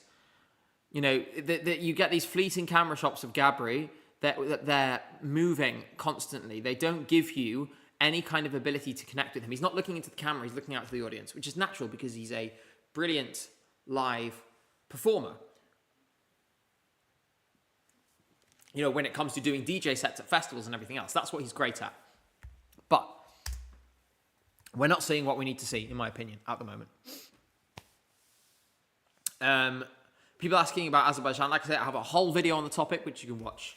And so, respectfully, that is my position. I'm going to stick to it. The same is true for Israel. I think, you know, I'm very much trying to adopt an approach this year, given that, you know, there's less tension in the city, and I think I want to put forward that position of mine without changing it, because I still feel the same, in the most respectful and straightforward way possible, so people can simply, you know, hear me out. So, Cyprus live stage, that will come later. We have nothing from Cyprus yet. So, we await another clip, which I think may be coming soon. I'll keep an eye out. It'll be San Marino when it does come. In the meantime, I'm going to see if I can get any more news for you.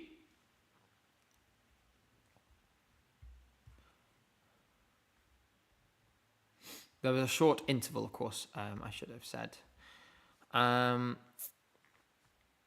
there was a VT, an interval act in the middle there, and what it showed was previous uses of unique stage props. And I think you guys know the kinds of things we're talking about here. So you may remember the hamster wheel, the Achilles Loro's ball, Dustin the Turkey came up in that as well.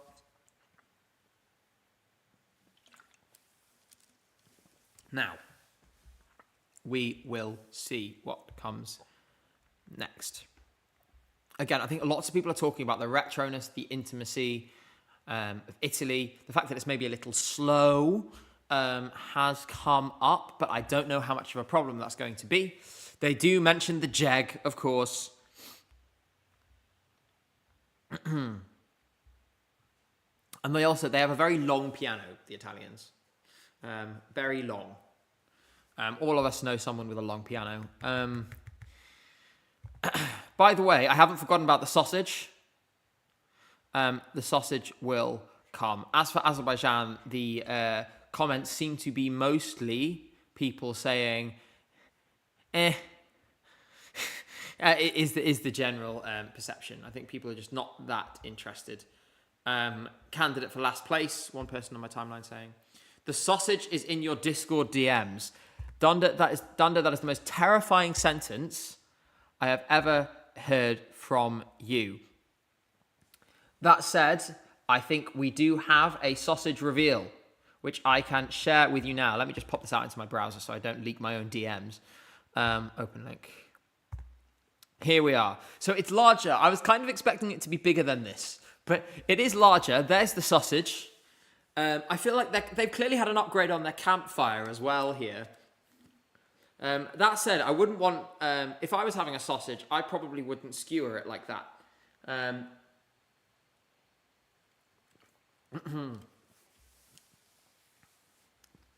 But no, it's a large sausage. It's a well-rounded sausage. And I'm glad that I was able to share the sausage with you all on stream tonight.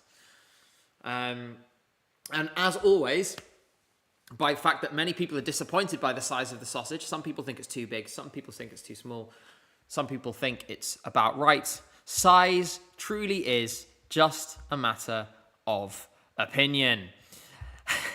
Now, we await the next artist while we are waiting for another clip and some more descriptions for you. Please don't forget to subscribe. Make sure to follow on social media, on Twitch, and so on as well. I am keeping an eye on all the live blogs for you, bringing up the most interesting points and showing you them as we go.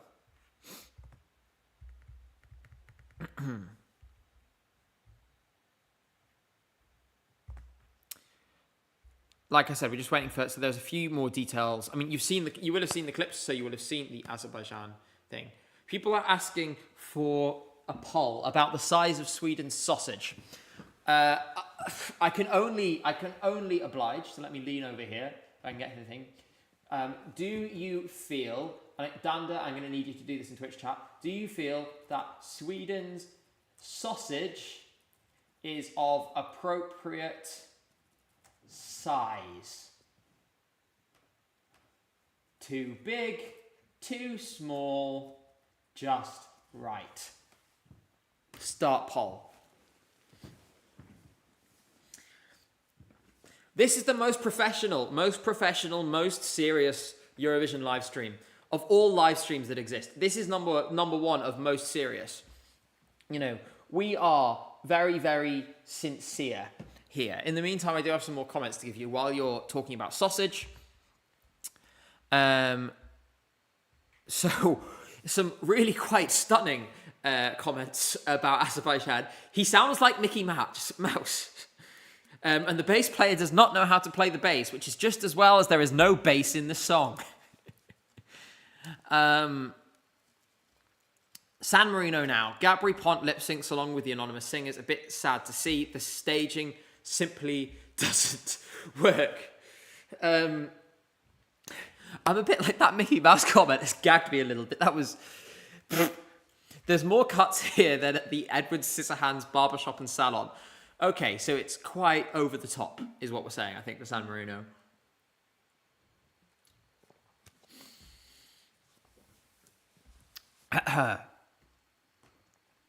So I'm going to end the poll now over on YouTube. 48% of you feel that Sweden's sausage is just right. 45% think it's too small. 6% say it's too big. We wait for the Twitch result as well. Maybe it will shine a different light. Wallpaper toast. Sweden has a sausage. That's what's going on at the moment. I await a clip to show you from San Marino, but those sharp cuts might stop people from connecting with it.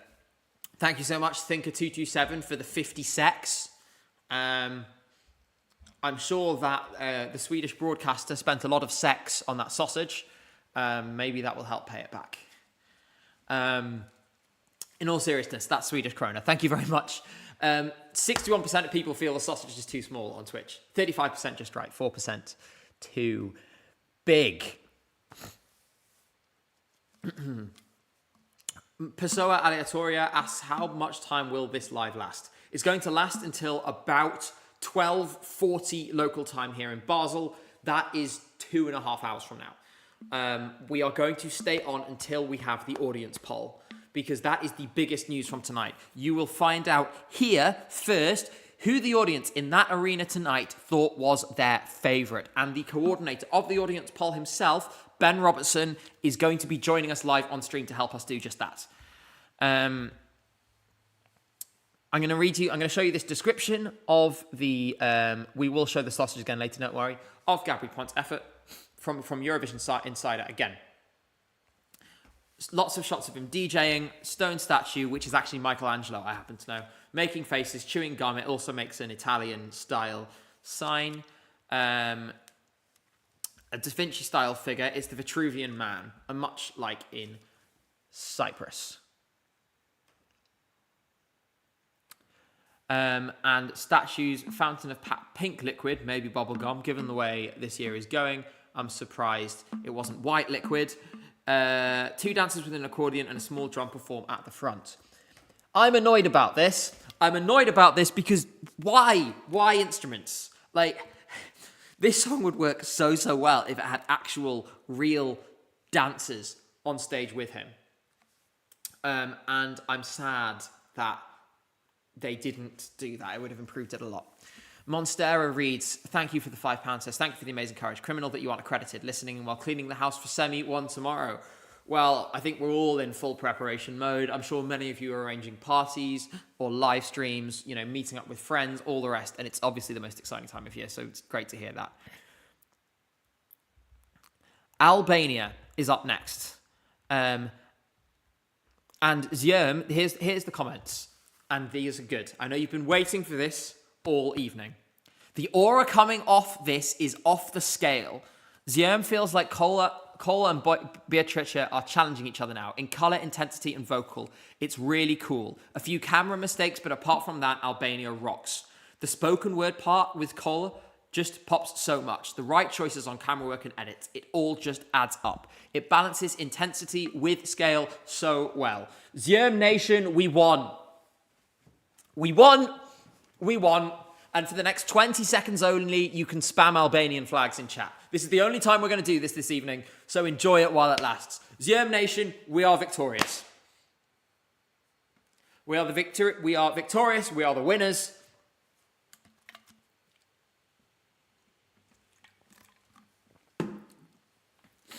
And I see the Albanian flags now. If I had one, I would bring it out right now, but I don't. The Netherlands is next, of course. In the meantime, hopefully we'll get some clips for you soon. Hopefully a San Marino clip would be great. Let me just quickly check in. Now, I think because of... let's sit in the Albania thing a little bit more, because I can tell how much you guys are all loving this. And it is really, really exciting. Whoa, I just saw something from Spain earlier. There's a bit where when she does that Sarah Benici flip, it almost went wrong. They caught her, but only just. So, here we go.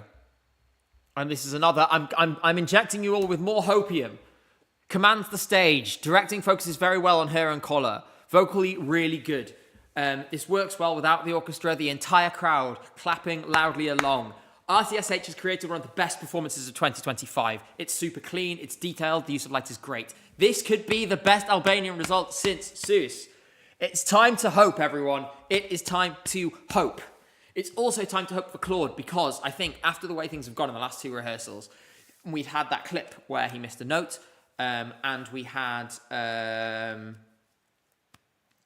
do not post leaks in chat. I saw that. Behave yourself. Let's see what we've got from the Netherlands. I really hope he hits the note tonight. It would silence a lot of haters. In the meantime, we have a clip from San Marino that I'm going to share with you now.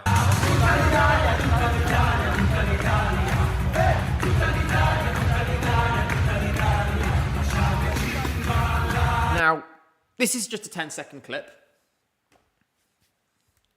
The crowd seemed a little flat. The crowd just seemed a little flat. Ibru Whip said, RTV posted a full minute of the Spanish performance. Will you show that? Are you not allowed? I can't. It's not my intellectual property. I have to be really strict about this. The rules are super clear on what press can and cannot show from tonight's show. I can't share on my stream anything other than 10 seconds in the room taken by a paying customer who was paid to be there as a private person. 10 seconds of that, that's all I'm doing. I'm sticking really closely to this because I think it's important to do that. And ultimately, I do still want to hold some of that surprise back for tomorrow, you know? So, Albania, 8 left no crumbs. The next question is he going to hit the note? For now, it sounds like it's going well. He starts in full silence. There's this kind of flashback sound as he walks into the frame. The lights feel like a whirlwind around him in lines. It's like time is spinning around him. And the most important news of the night, the note got there. He hit the note. He hit the note tonight. It's emotionally wobbly, but no longer off key. We are getting there. We are getting there just in time. It's coming together. He's really feeling it. It's like it's reminiscing about his youth. That's what it is in. Best run we've had, and he needed it. Finally, some good news, because to be honest, the Dutch press have been way too harsh on this. So all the Claude fans, I can see you in chat. I can see the relief right now. It's been a tough day or two for you guys, but finally, some good news. I bet you're relieved. I am really looking forward to a Zoom clip to share with you, because I want to see that clapping. I want to see the audience loving it.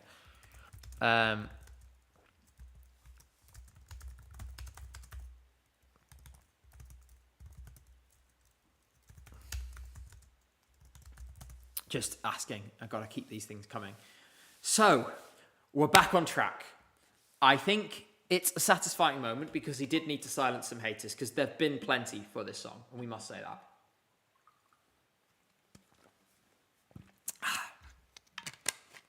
God, I needed that. I need some extra energy.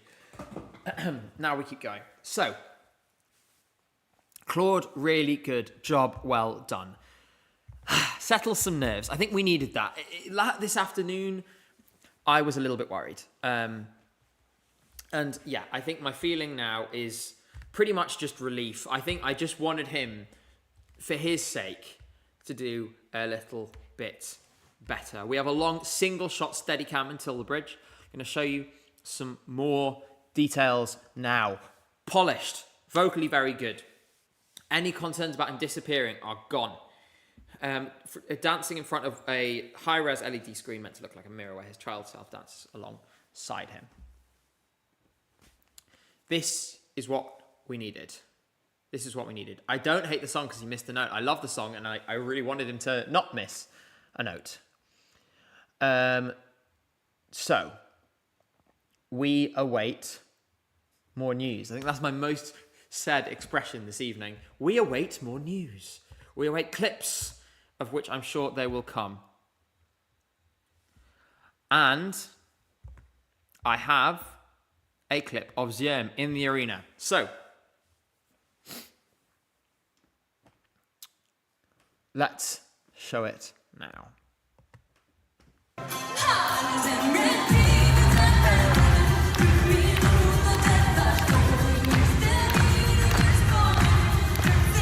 There we go. The clapping, people are enjoying it. It sounds great in the room. It's super, super, super exciting. Her voice is amazing, and I love it.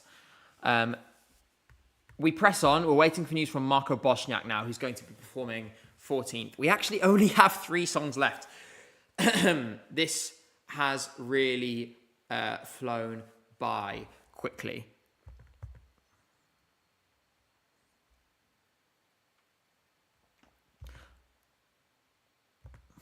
I'm going to actually, I think we do have, I had about 2 seconds left in my budget for this. So I'm just going to show you this.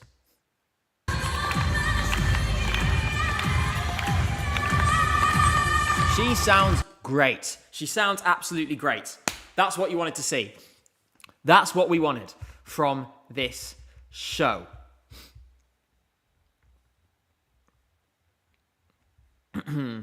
All right. I have to say, I'm just so relieved about the Netherlands right now. I spent all this time this week worrying about him because I love that song, and I think he is such a lovely guy. His enthusiasm is infectious. It was one of the ones you just really, really wanted to do well. Thank God we're back on track. Thank God. So, let's see. Tirana 2026, I'd love it. I think it's unlikely, but who knows? So, as we speak, in the aftermath of that performance, a little update in the odds. You can see the Netherlands is up, back to third in the odds. Overall, you've got Belgium now significantly strengthening. Look, 1-13 is now on offer, which would jump it up into contention for 6th. For context, what these odds mean, because a lot of people ask me about fractional odds. For example, 6-1 down here. That implies that the bookies think for every 6 times something is like, there is a chance of something happening, it'll happen once. On the flip side, if you take espresso macchiato 1-100, for every 100 times that they do it, you would expect it not to happen once, if 1-100 is to be believed. And yes, Portugal is less than the odds. Like I said, this is so interesting. For me, this is the story, though, at the moment, this 10th, 11th, 12th. I mean, I really want it to go this way, but this is fascinating. And we're going to get a big shock if we get 2 of these through. It's going to be tough. Jaro Dinguez, thank you for the Prime sub. Great username. I love that. I'm going to sneeze. Moving on.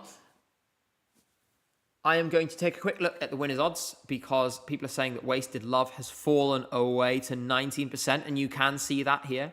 41% Sweden. Belgium, look at these odds going, 16-1. This could be pushing into 4th in the odds this evening. That's how fast it's moving. Bicchieri, not Bicchieri. Bicchieri Smoothie, thank you for the Prime sub.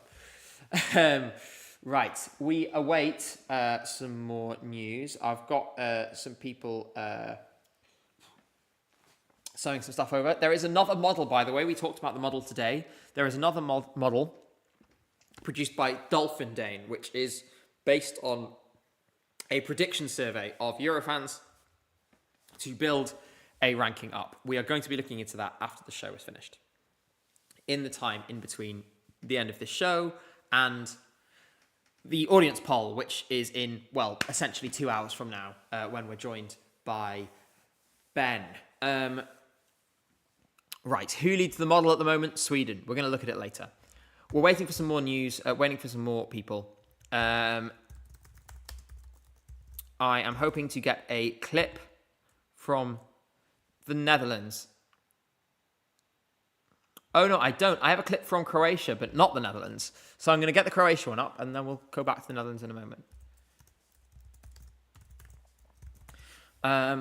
It looks like it's the middle section. Let me get it now. God, there's so much going on. Right. This is the final chorus.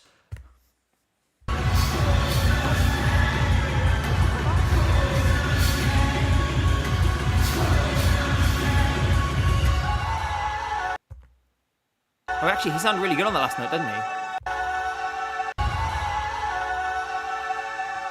I actually think he sounded really nice on the end there. That sounded a lot better. I think the thing is, right, no matter how good the performance, I still don't think the song has enough. It's very stompy. Yes, Kayla, you are right. It's stompy. It's a lot. It's a bit too much. Again, is it an everything burger or is it a too much burrito? So we do have some words now. It's messy, intense, pink and green, and weird zooms to the face. I guess that's deliberate. And that does leave us now with Switzerland coming up next. And remember, this has been a massive, massive hype from today. A massive hype from today. It'll be really exciting to see what they are able to do. In the meantime, some quick comments on Marco Bosniak from my friend Tom Hendrick. Says, I didn't enjoy that, sorry. His voice was too distorted, aggressively so much that it was a bit of an attack to the senses. That with the bomb whistling sound, smoke, flashing lights, it's a lot. So we're somewhere. This is the thing, right? On one hand, you can have an everything burger in the case of Portugal, not in Portugal, Poland. On the flip side, you can have jungle juice. And now, if you're not familiar with what jungle juice is when you mix very many spirits and mixers together into one drink to make a cocktail of unknown vintage. That kind of sounds like what we're getting here. On the flip side, we have a fine wine following up after that in the case of Switzerland. And this is the one that I've been really excited to see this evening. We're going to start with this comment from Roy over at ESC United. It's super delicate, super clean. Feels like she sings this song only for the viewer watching at home. Some lovely effects with lights as well. Her beauty gets shown very well. It's like a painting and a film. The camera work during the breakdown is epic. Wow, this could win the jury for real. There's your hopium, Switzerland fans. There is your hopium. Right. So here we go. From the from some friends in the room. Netherlands clip will be coming. I'm waiting for it to be sent. Yeah. Because of the lighting, you don't see the stool she's sitting on, so it feels like she's floating. It really adds intensity in the bridge. The camera jolts. The press center is clapping. We haven't had many applauses tonight. The reverse shot with the lights in the audience is magnificent. The entire press room applauded this. It sounds like it was really, really special. This is going to eat at Luan's points. That's what we're saying. We'll see whether it comes true because Luan has some surprises of her own to come in a couple of days. Tamagosan13, subscribe with Prime. Thank you so much for your support. This is top drawer staging. This is a top drawer staging. It reminds me of a French film called Victoria that was shot in one take. Well, there you go. It's giving people the thoughts and feelings that we were hoping it would give them. So let's see what happens. Soul XDX asks, politics away, do you think Israel will get low jury points again? Yeah, it's like the 5th or 6th best ballad at best in the competition. So the points that would go that way will go to Switzerland and France and Austria. So yeah, not happening. Apparently Theo Evans' voice is very low in the mix. That wouldn't surprise me because his vocal is not very good live. Hopefully we'll get some clips soon. I'm waiting for Netherlands. I'm waiting for Switzerland. Hopefully we'll have some more stuff to show you in the near future. They're being sent through as quickly as possible, I promise.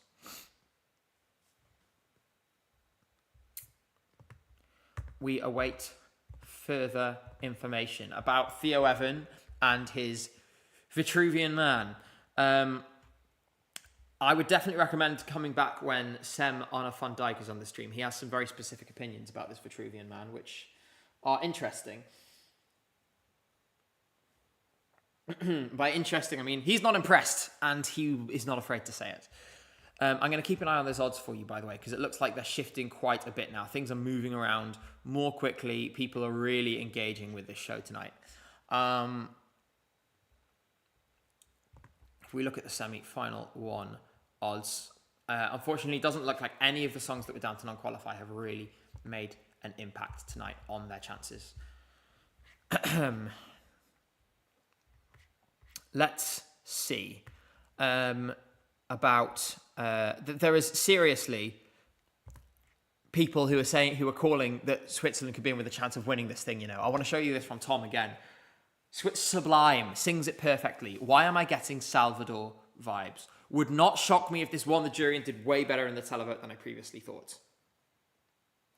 This always happens. There's always someone who emerges in the week and all of a sudden they could win the contest.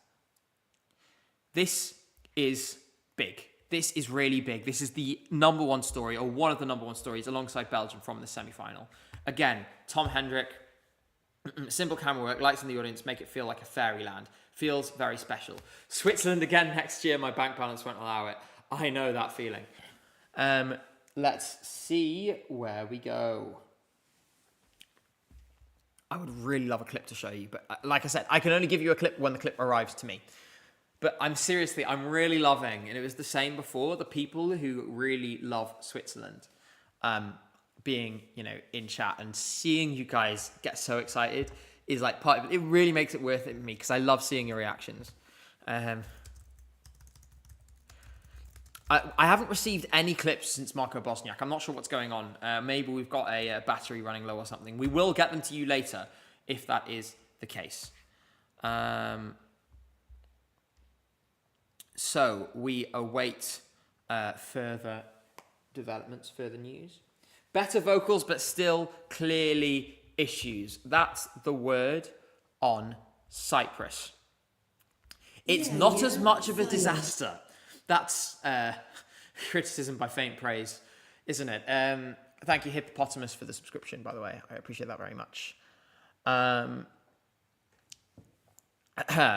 It is stretching. He is stretching hard for those high notes, is the words that I am seeing on my screen at the moment. This would, of course, be the final song of the night. And we await a little clip. There's some stuff on my timeline that I will go and use if I don't receive anything directly, but I do want to provide the stuff directly if I can.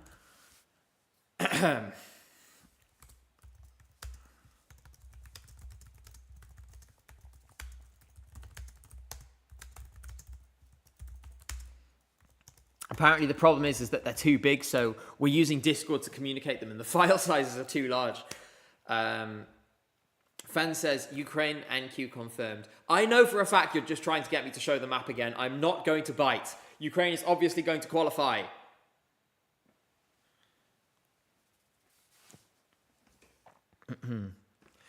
In the meantime, we now have a couple of hours to go through a few things, to talk about the show, to hopefully get some more clips to watch. And they, like we say, I've been in contact with my people in the room. We will have some more news soon. I like that idea too, Sleepy. Yes, we can make a poll on Switzerland winning. And I think if you guys want some polls for the next couple of hours, that is that is what we are going to do. It's been a long day. I've streamed like 6 hours in total today. Right, start a poll. And I'm going to say, can Switzerland win the competition? And Twitch mods, I will leave this in your hands as well to do it on Twitch. I presume you're still there. The poll is up now. Press buttons.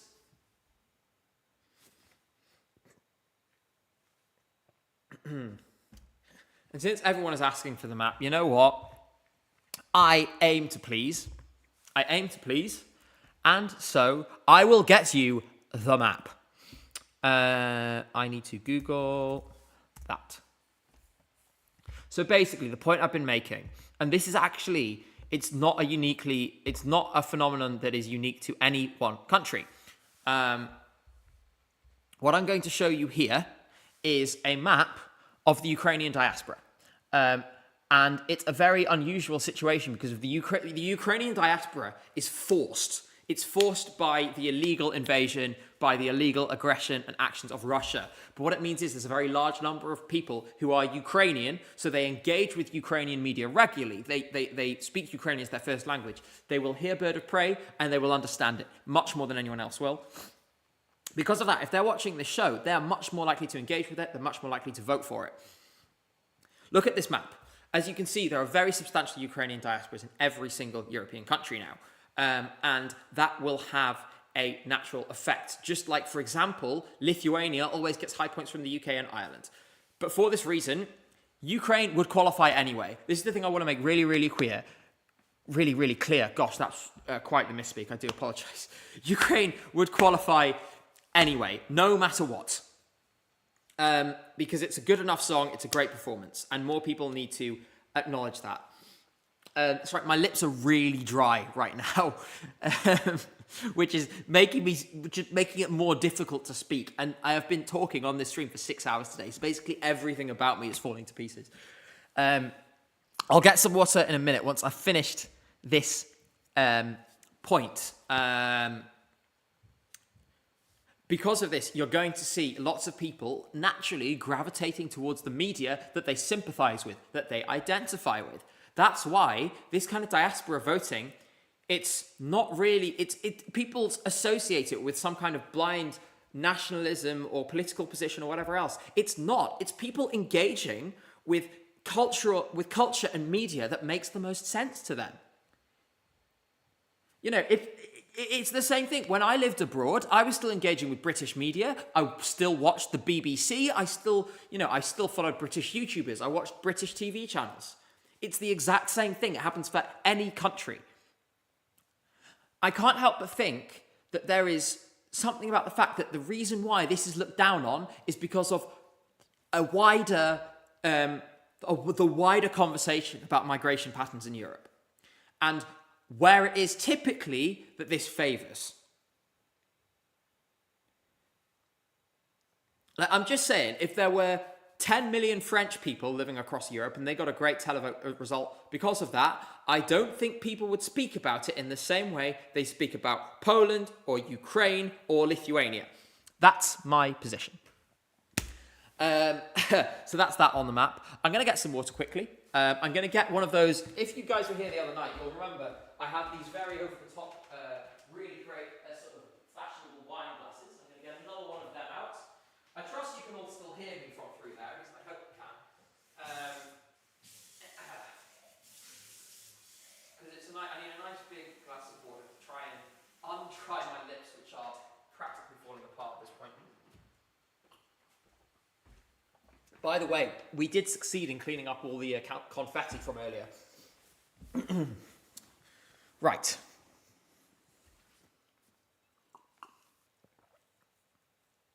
So we're back again. Let's see if we've got a couple more clips. I'll have a look now.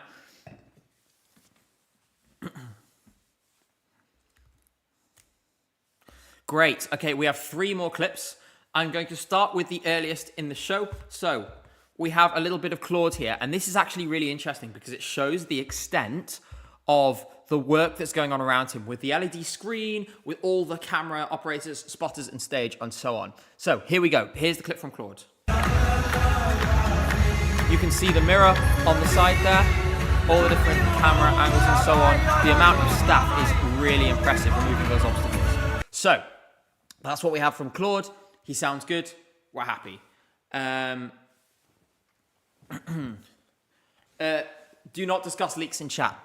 I have already said this before. I know there's a lot of people coming in, so I completely understand that you come in. It's interesting. This stuff's on social media. Do not discuss leaks in chat. And also, personally, I would just say, it's food for thought, and ultimately everyone can do what they want. But I would remember, a lot of these artists have put a really long time and tons of work into preparing these performances. I think it's always a shame when the full production is leaked ahead of time. Let them have their moment tomorrow when it's meant to happen. I'm going to be saving the surprise. I don't want to see these leaks before tomorrow. I would invite you all to do as you so wish, but I would recommend that you do the same thing. I can't stop you, but I ask you not to. Grackle of Weltschmerz says, there's a difference between French people living abroad and those displaced by war. Ukrainians will be patriotic because of the war, fairly, but Ziffernblatt still deserves all the points. Here's the thing. The key point for me, again, is that Ziffernblatt would do great anyway. This song would qualify anyway. People go oh, it's because of the war. Ukraine has been delivering quality for years and years. There is not one year ever in Eurovision where Ukraine has not deserved to qualify. They eat every year. I like basically every Ukrainian entry there has ever been. Now, the first interval act is happening now. It's the host singing about Switzerland and everything that is made in Switzerland. So let's have some bingo now. I'll start. Chocolate and cheese. Those are the obvious answers. What else are we going to get? Watches, maybe?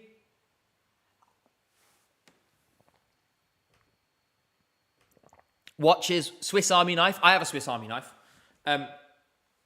Federer, yes. Tax evasion, tennis players, neutrality, muesli. The Alps. Thank you, Kayla, for the $5. People cry diaspora vote as if Ukraine hasn't consistently sent quality since 2004. Exactly. Multilingualism, yes. Banks, Lumo, footballers. Well, some footballers. And to be honest... oh, there was a Wicked reference and a bit of a Les Mis kind of vibes and stuff. That's fun. Zoe May, attack cows. What do you mean by attack cows? And where can I buy one?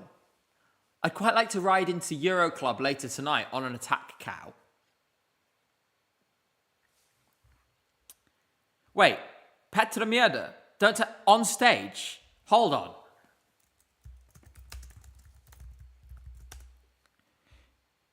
Petra Mierda is on stage singing right now.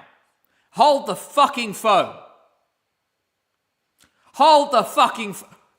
Petra Mjelde is singing a William Tell tribute on stage.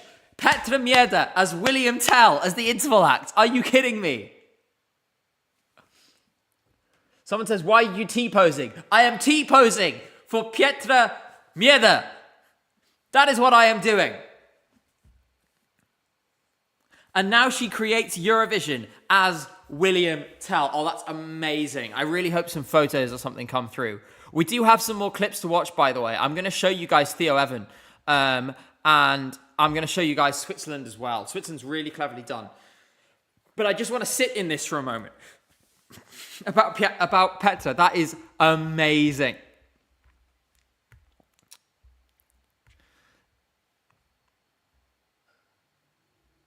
You know, we truly win. We are truly winning as Euro fans in this moment.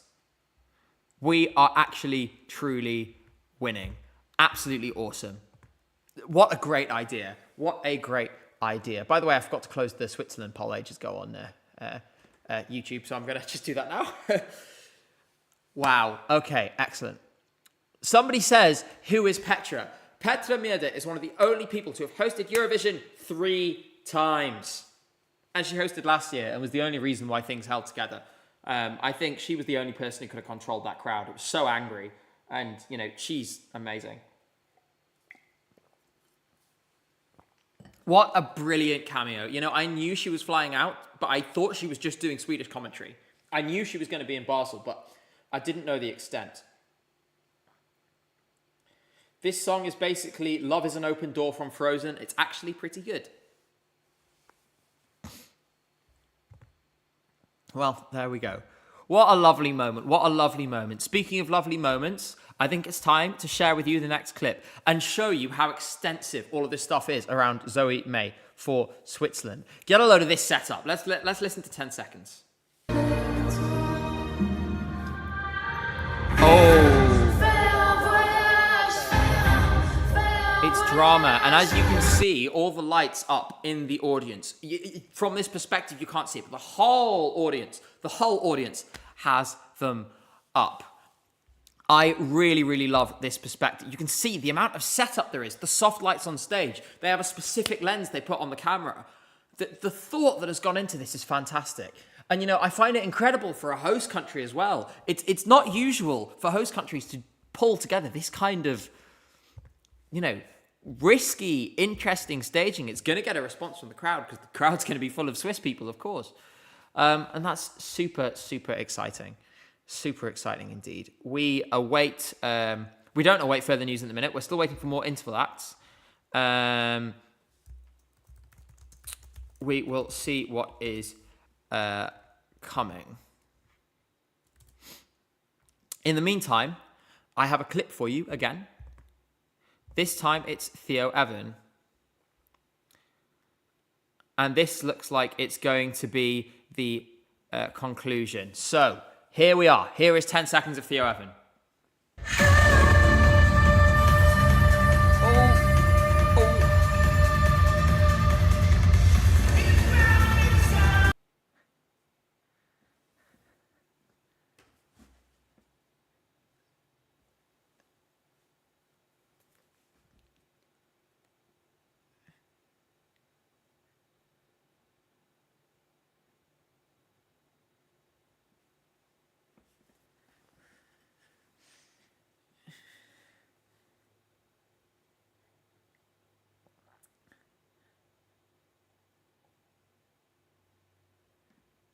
I feel a bit bad for choosing that 10 seconds because this is staged so impressively. It's so slick. But I want, you know, that was the clip I've been sent.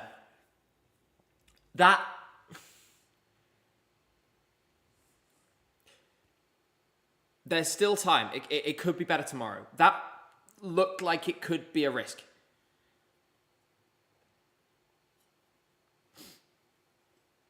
That looked like it could be a risk.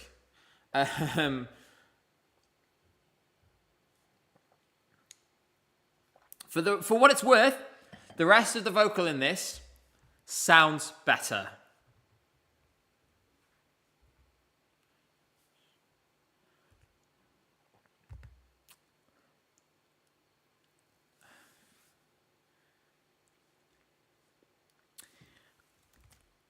that last note, it threw me a little. It didn't feel like it could just be an in the room illusion as well. It's not always super clear from the feed. That you know, things can be deceiving.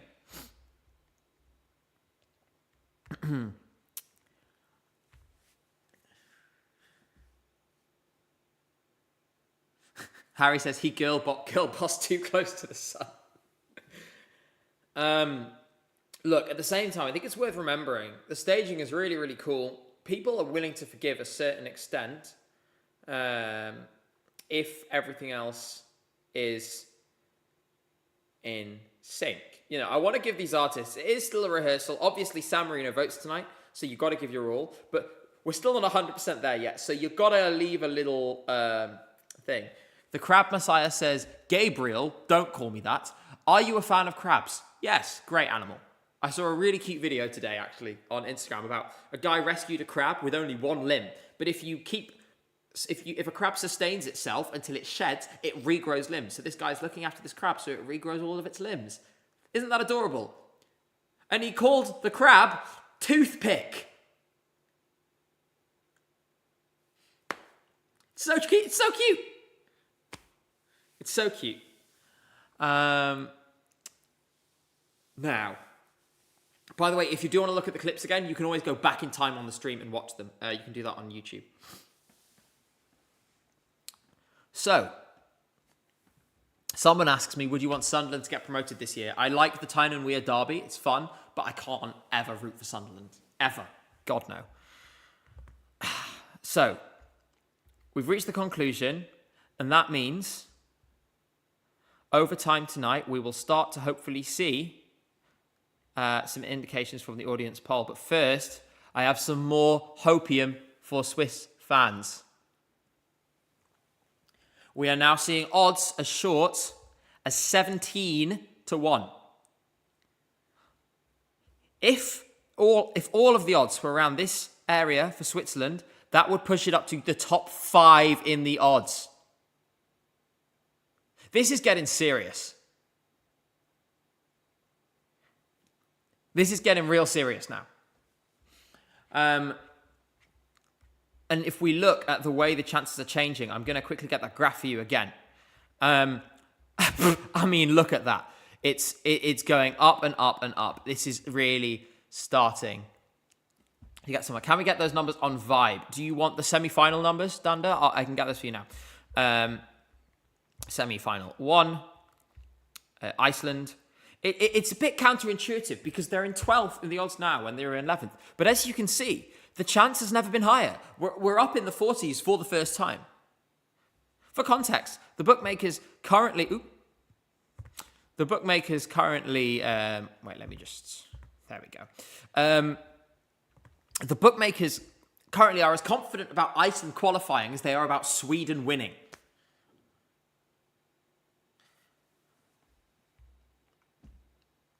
The hopium is staying. The hopium is staying with me. Now, there's a recap now, and there was some interviews with one of the hosts on the street about how excited they are for Eurovision. Anthology says, you're so real for picking on Marpelush Deutsch. Listen, my first ever Eurovision, 2017, and that was a really beautiful moment in that arena. Everyone in that arena wanted Salvador to win. What I'm saying, so what you're saying is Vibe winning Eurovision? Yes.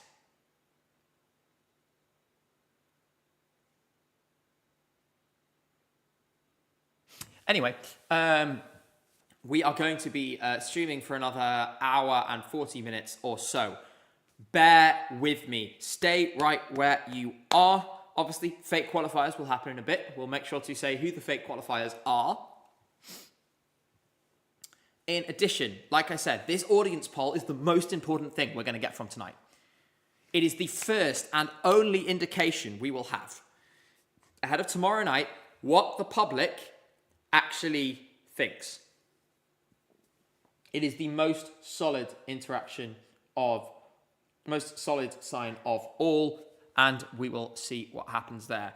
This is the first place to see it, so make sure to stay where you are. Alongside the other outlets collaborating It's led by ESC Insight, but there's a whole team of people working on it, which I will show you on screen because I think they deserve their flowers. We will... there we go.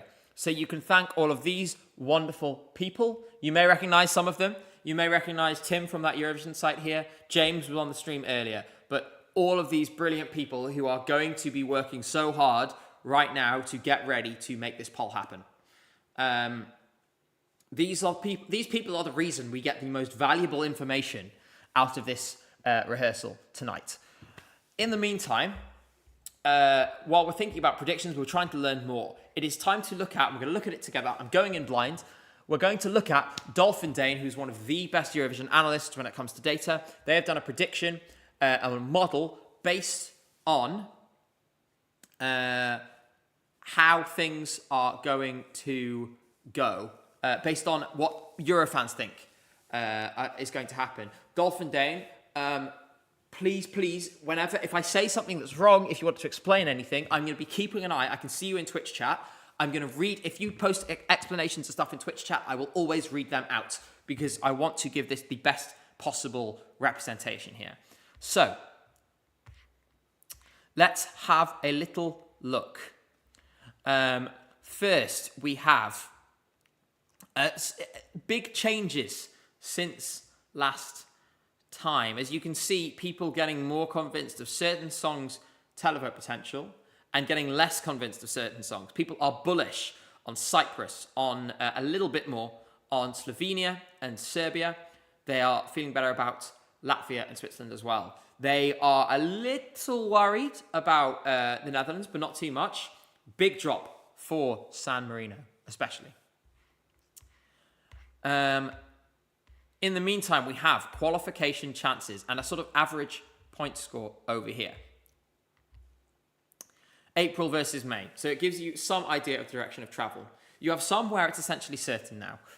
Obviously, Sweden, Albania, Estonia, Ukraine, Poland, and the Netherlands, all over 95%. And remember that these changes reflect both pre-parties and rehearsals. All of that took place between the two things. There are some really notable ones here. People were pretty confident about Tutta l'Italia before. Now it's basically a toss-up between them and Iceland. You have a big gain in confidence for Belgium and Cyprus as well. Below that, bad news for Croatia stands. Worse news for Azerbaijan fans, if there are any of you. Slovenia, I doubt there are on this channel, to be honest. Slovenia, big jump as well up, but still only 18.4% chance. This really shows a clustering now. You have that kind of 8 songs at the top. I think Strobe Lights is going to do better than this too. So really 9 songs that are nailed on, and one more where you have these two, much like the odds are saying, these two, and then maybe you have an underestimation of Slovenia in here. Personally, I can't see it being this low. Now, semi-final 2, Finland, 100%, zero change. Everything's coming up Milhouse, Vikman. Israel, Austria, also above 95%, but those are the only ones above 95%, are those 3. After that, things get really, really interesting. It shows that this is shaping up to be a bit of a bloodbath. Obviously, you have 2 more in the shape of Malta and Australia that are going home and dry. Pretty strong showing and a positive showing from Lithuania, which is leapfrogged into 6th place above the Czech Republic. The Czech Republic in 7th, a little lower than I expected, I have to say. And if you have any comment on that in particular, what has caused the Czechs to fall away, Dolphin Dane, please do let me know. Then we have Luxembourg holding steady. A big jump for Latvia. 61% chance now. 62%, sorry. Rounding error there. Showing that the conventional wisdom has moved, at least in this survey, in the right direction. We have Greece clinging on a heavy drop away, which might represent the fact that the rehearsal clip didn't go down amazingly. They weren't at the pre-party, so they couldn't use them to build momentum. That's going to be a heavy factor in how this survey develops. Then we have me on 54%, but that's only enough for 11 with an average of 50.4 points. It's an improvement, but it's not enough. The same is true for Serbia. Meanwhile, poor Sisal has fallen away sharply to 36%. I think this is a reflection of the fact people didn't love the staging, and it hasn't quite come together in the way we might have hoped. Suffering down there with Sisal is Ireland, like a party, not close at the minute. I'm not sure I agree with that. I think it's got a bit more of a chance, but again, Dolphin Dane says maybe some people being disappointed with the Czech rehearsals behind that drop. Let's see. Poor Montenegro and Georgia, down to a 4.5% chance for Montenegro. And I cannot emphasize this enough. 0.7% chance of qualifying. 0.7 for Georgia. Ouch. But the thing is, I have to say I agree. I think the qualification chance for that is about 0.7%. There are not many people who seem to enjoy that song a particularly large amount. Thank you very much for the super chats, for the subscriptions, and the follows. I am still seeing them coming through. I am super grateful to everyone who is helping out here tonight. News, big news. I'm interrupting this. We are receiving a video message from Celine Dion during the semi-final. A video message from Celine Dion. And she says the following: I'd love nothing more than to be with you right now. Switzerland always holds a special place in my heart. 1988 was a life-changing moment for me. I'm waiting for more. That's what we have so far. There'll be more in a minute.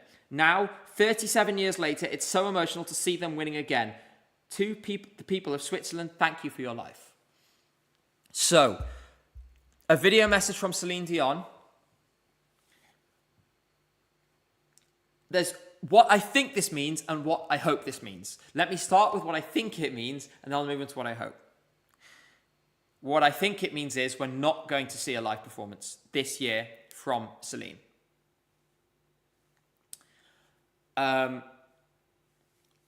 it's clear that obviously she has a lot of love for Eurovision. Eurovision was, one of the first big breaks in her career. And after that, she never looked back in terms of going up and up and up.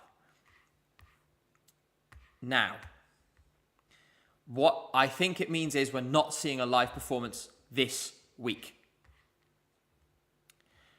She blows a kiss, and now, we get Yolanda, Jerry Heil, and Marina Satti and Sylvester Belt singing Ne partez pas sans moi with an orchestra.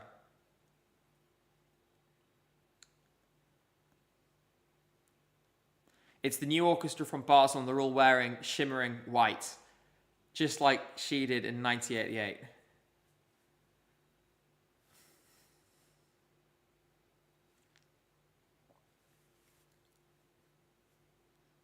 This is going to be really emotional tomorrow, isn't it?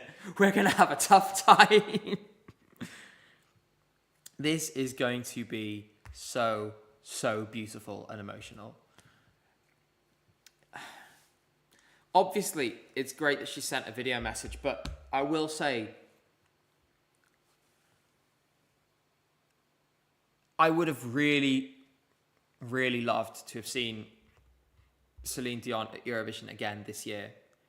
And I think, without meaning to get too schmaltzy about this, it demonstrates.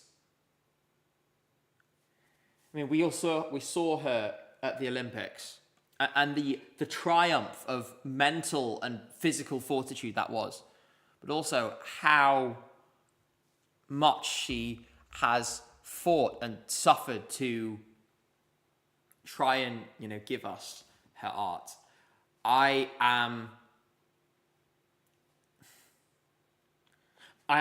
It's sad. People are crying in the press center right now. Like, people are openly sobbing in the press center right now.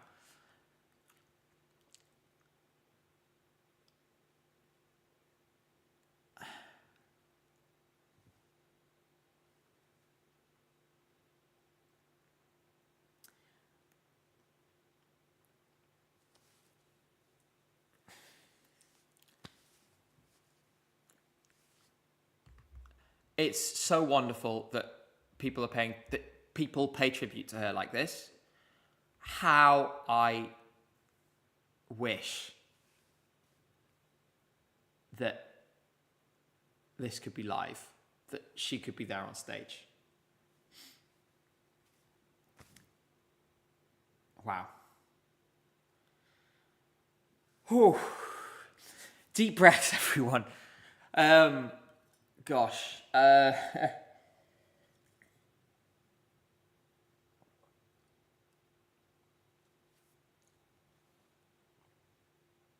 Deep breaths. It's crazy that we go from that to more Wicked references and Roger Federer pillows, whatever that means. I mean, it really shows the whiplash of Eurovision, doesn't it? Yeah, for those of you who are just joining, Celine Dion gave a video message and said that she won't be at the show this year. But Yolanda, Jerry Heil, Marina Satti and Sylvester Bell did have done a performance of Ne partez pas sans moi together.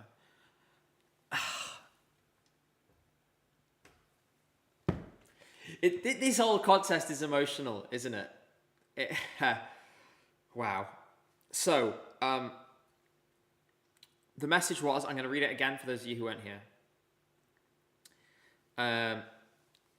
I'd love nothing more than to be with you right now. Switzerland always holds a special place in my heart. 1988 was a life-changing moment for me. Now, 37 years later, it's so emotional to see them winning again. To the people of Switzerland, thank you for your love.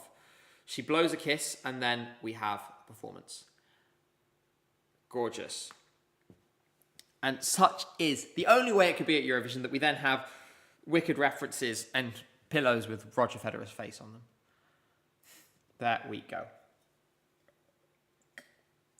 I do think it's really sweet as well, because that selection of artists, you know, they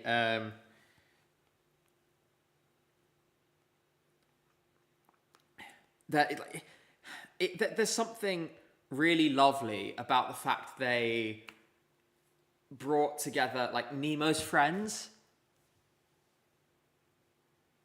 to come and do that. Oh, it's just really sweet. And I will say, of course, we're going to see a performance from Nemo as well. If it's the song that I think it is, I don't think... Here's my theory about Nemo at Eurovision this year. Whether it'll be tonight or another night. There was a private listening party a month or so ago for some of the songs that are going to be on Nemo's new album. I mean, you think you're crying now if it's the song I think it is. Because of the songs that were played that day, one of them is the single that's now released, Casanova. Great song, banger, very much, you know, summer song, roof down, hair, wind blowing through your hair. One of the other songs, I cannot share any details. I can't tell you a single lyric. I can't tell you the name. I can't tell you the subject matter. One of the other songs that Nemo played that day was a ballad that was one of the most devastating and heartbreaking pieces of music I've ever heard in my life. If this song is an interval act this year, it will be... Get the tissues ready. If that's all I'm going to say. Because it's a lot. Now, just don't remember... And also remember, no discussing leaks. I just saw it again. Bad. I'm going to delete that message. I'm not going to time you out this time, but please don't do that again. Do not. When is the John's Tears interval act? We don't know. We haven't seen it yet. Now, before all of that emotion, we were talking about the Dolphin Dane prediction model. Let's go back to that. Begging pardon. So we've looked at the semi-finals. Let's have a look. Remember, the result will not be this smoothed out. Dolphin Dane was, this is like an average kind of ranking of many different ones. Here we go. It is worth noting these numbers represent averages, giving a much more smoothed out nature than how most simulations actually look. Usually the winner has a range around 480. Okay. So let's look at the positions over the exact values here, okay? And what they are showing is this. On average, Albania 5th. Albania 5th. Albania 5th. Albania 5th. Albania 5th. Albania 5th. Hopium. More hopium. I'm just going to keep pumping you guys full of hopium. Other than that, Finland in the top 5, Switzerland in the top 3 with the jury. I think a very reasonable expectation as well of a top 4 or 5 in the televote there. I think Estonia, Finland, Israel, Sweden, entirely possible. Top 4 there. Bear in mind, this is before the new clips. Belgium is going to do better than this. I think, this has Belgium coming all the way down there with the televote. Not going to happen. Let's see what happens. It's also got San Marino, which I think is not likely. What we can also see is some winning chances. 37.7% chance of Sweden winning, according to this model. Increasing its lead, with Austria and France seeing small drops. A 3-horse race between Sweden, Austria, and France. Just want to point out, Dolphin Dane says, a detailed forecast for every single entry's chance is available on their Twitter and their Blue Sky. Let me see if I can get the Twitter up now. We can have a look at some of those precise things. First things first, here's the headline. Here's the winning chance. And the winning chances are as follows. As you can see, Sweden up at the top. Austria and France, the other big shots. You've then got Finland at 8.5%. That Albania 2.8% is going to drive people crazy. That 2.8%, people are going to hold on to that for all they're worth until Saturday now. You've got Switzerland, Israel, and others in there as well. I think at that point, Israel, no chance. But the others, yeah, I can see it. Albania, I also think probably not, I should say. Semi-final 1, here's those percentage chances visualised, which really illustrates the battle, is for 10th place between San Marino and Iceland. And based on the odds, Slovenia as well. And that bloodbath that we had in semi-final 2 as well. There's a different algorithm here to predict a more typical results scenario, different to the one we saw before. We're going to go to those detailed forecasts by country in a moment. And we'll go through, we have plenty of time, so we'll go through them all. As you can see, this is looking more like what you might expect. You've got Sweden up there on 485, and a more realistic looking result and quite an open year. I would expect it to look something like this. And we will start there with Sweden. As you can see, distribution of placements, a winning chance of 37, top 10 chance 99.78%. That's really quite something. Now,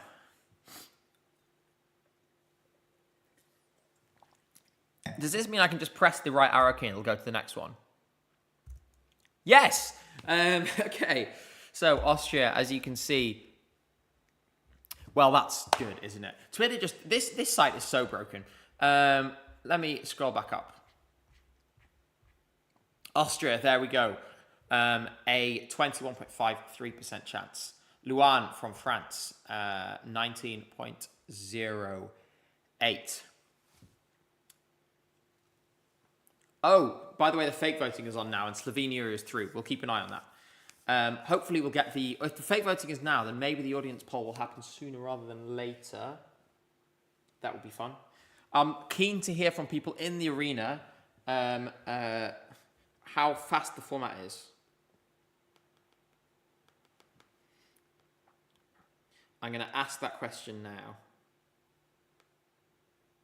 It seems to be very fast. I'm getting messages through very, very rapidly at the moment, which suggests it is fast. Let me have a quick look. Sorry, one moment.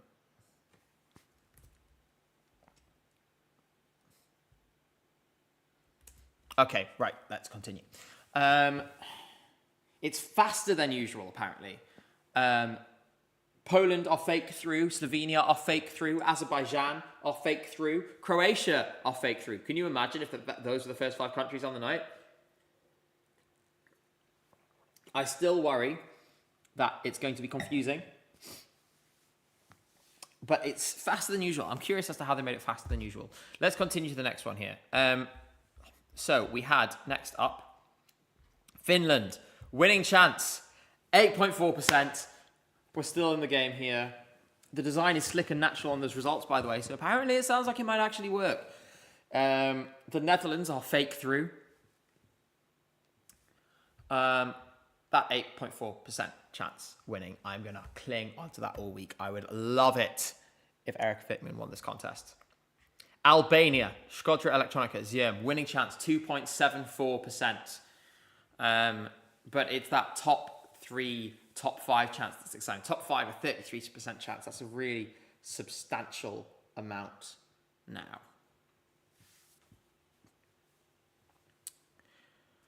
So, Iceland has fake qualified. Let's go. It's time to celebrate. Iceland is in the fake final. I love fake results. Make them real now. Iceland is through. Excellent. Very good. I'm delighted. Congratulations, fake Iceland, for fake qualifying. Minecraft, boat, Minecraft, boat. As you can see, again, we're going through some more of these. We'll probably go to a couple of key entries now. I'm not going through all of them. Switzerland now.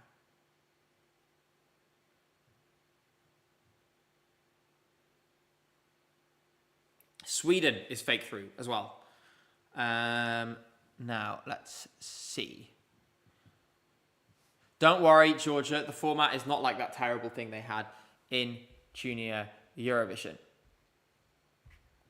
So I'm just looking through some of these, seeing if I can spot anything else interesting. I actually want to find the Iceland one. I want to see what some of the chances are. So we're going to scroll down and find, well, there's United Kingdom, Denmark, Portugal, Slovenia, Montenegro, Armenia, San Marino, Serbia. It's got to be in here somewhere. Iceland, right. Winner chance, 0.001%. Guys, there's a chance. It's not 0. We're going to Iceland. Apparently, let me quickly check.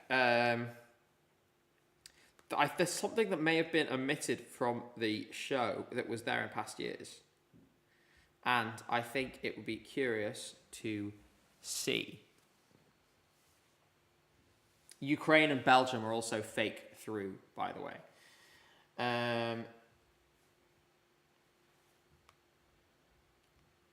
We press on. I'm awaiting more news, as always.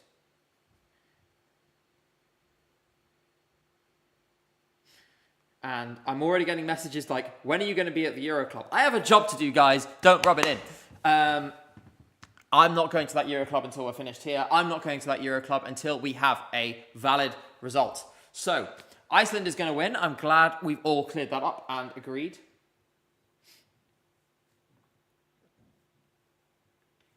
And apparently Kyle just did the Lazara, you know, the little thing that she did last year.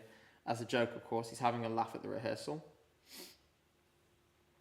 So, I can confirm that one thing that I expected they would get rid of, one thing I said, I've just had a prediction come through in my 10 things that won't happen at Eurovision video. One thing I said was, we will not have Martin Osterdahl on the screen after what happened last year, and I can confirm there is no visibility of Mr. Osterdahl on screen. They did not cut to him to say we have a valid result. Given what happened last year, makes perfect sense. I would have done the same thing from a production standpoint. So there we go. Unsurprising. Yes, in terms of a few people saying there was some buffering, yes, there was a quick frame drop there. I saw that on my end, but it has now cleared up. So it should be fine if you have any problems. Last qualifier to go through, the last fake qualifier of the night is Albania. So, Albania is in the fake final and has fake qualified. Excellent. Very good indeed. I'm going to see if there's any more clips or anything that's come through.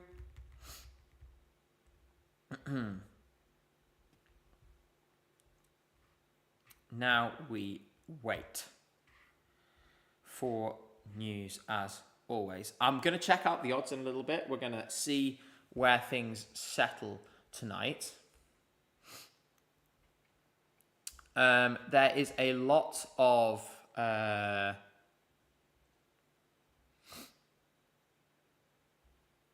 leaks and stuff, so watch out. Please be careful. Like I said, I really think the best way to preserve it for tomorrow would be to not look at them, so please avoid them if you can. Do they use the fake qualifiers in the fake final on Friday? No, they use the real qualifiers on Friday because they're the ones who need to be rehearsing. And Elcrep is asking about the 3-person split screen stuff. It went faster. And actually, ESC Tom has posted now about it, so I'm going to show you his comment. Here we are. The triple split screen in the qualifier reveal is grand. It's not dismal. It's not amazing. It's just different. I still wonder whether it's going to stick around. This is the thing. Like, it might not be terrible. It might work just fine. But I think the thing is, because the way it has been is a nice tradition, it's the sort of thing that I feel like another broadcaster might say, well, we quite like to how it is. So it might go back and forth. It's not one of those ones that feels like it's going to be stuck year on year. But I would say, though, what this does say, and I'm going to include myself in this, I think it's time for honesty corner, okay? And by the way, you'll have to give me leaning back. I'm trying to look after my back. In between the previous stream and this one, I actually adjusted some stuff because I had such bad back pain during the last stream because I was hunched over. But I'm leaning back and I've built some cushions up so I can just be a little more relaxed. What I would say is, as Eurovision fans, it's very interesting because Eurovision fans on the whole, I would say we're generally pretty liberal, pretty open-minded people, pretty forward-thinking on the whole, right? And Too Sleepy, no one votes on the fake semi-final. They generate the qualifiers at random just so they can simulate the sequence. But the thing is we are actually, Euro fans in general, I include myself in this, and I think a lot of you will agree with me on this, we are actually quite small c conservative when it comes to Eurovision. I personally find myself being pretty resistant to change, to new ideas such as this one. And it's understandable because, for example, we had it in 2023. There were changes and it wasn't so great. This seems like this change has been fine. It's not, in my opinion, a positive or a negative thing. It seems to be about similar. But I think it does say, obviously, this came from a broadcaster side. There is a problem there is a trust issue. We talked about this with the EBU that I think the EBU needs to work to improve. And I will say that it seems to me that the openness of Martin Green when it's come to doing interviews and stuff, there was a really fantastic one this week with Ding a Dong Head Song Festival podcast.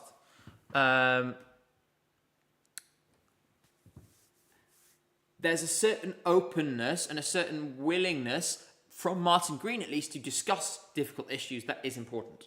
But they're still making bad decisions, still making decisions which are still causing these trust issues, like the flag thing, for example, is a big one. At the same time, when it comes to the host broadcaster, when it comes to SRG, SSR in this case,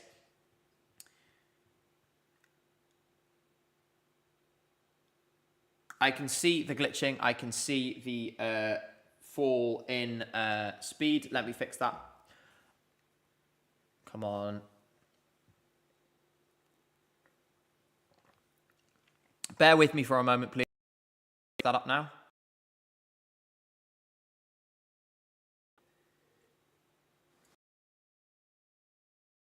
Really bad, actually, this time. Let me see if I can... Please. Because I know that there is a problem right now with a dip in bitrate. Everything seems okay on my end. And we're back. We are back. Okay, everything's fine now. Sorry for that little thing. Make sure to refresh the page if you're having some difficulties. Let me continue my thought. SRG, SSR, and SVT, the team last year, and going back into the past, these are people who do really, really care. really, really care about the contest. And they're coming into it from a positive angle. And I think as fans, when it comes to these kinds of changes, we should be very forthright about how we feel, of course, when we see them in action. And it's not necessarily any one change should just stick if it's fine. You know, sometimes it is better the old way and then it shouldn't mess around. Personally, I would have kept the old qualifier format. But I think it's the right thing for us to do to approach the way the host broadcasters are bringing change to the contest in good faith. And I know it's rich coming from me, but sometimes I think we could be a bit too cynical. You know, and this is the thing is, you see it this week, and when you're in the kind of contest bubble, as I am fortunate enough to have been, you know, you speak to people from SVT last year, you speak to people from SRG, SSR, they are like treasuring this, cradling this baby that the contest is, because, you know, we all care about it so much. I just think we have to maybe make more of an effort on the production side when people are suggesting changes to have an open mind. Let's bear that in mind. I will say I'm not sure what it is that is causing those little dips on the internet. I'll look into it and see if we can have a fix for tomorrow. It wasn't happening yesterday, but it was happening earlier. Mystery to me at the moment, I'm afraid. Let's see if we can get any other thoughts on that triple split screen. Thank you very much, Ellibod, by the way, for that £25 donation. That's extremely generous of you. Looking forward to seeing it all tomorrow. I do worry about the new qualifier format, but interested to see how it works. Keep up the great content. Yeah, this is the thing, is I think we need to maintain calm, let's see how it works. If we see it tomorrow and we're like, wow, I hate this, then we'll talk about it in those terms, right? And then we will see.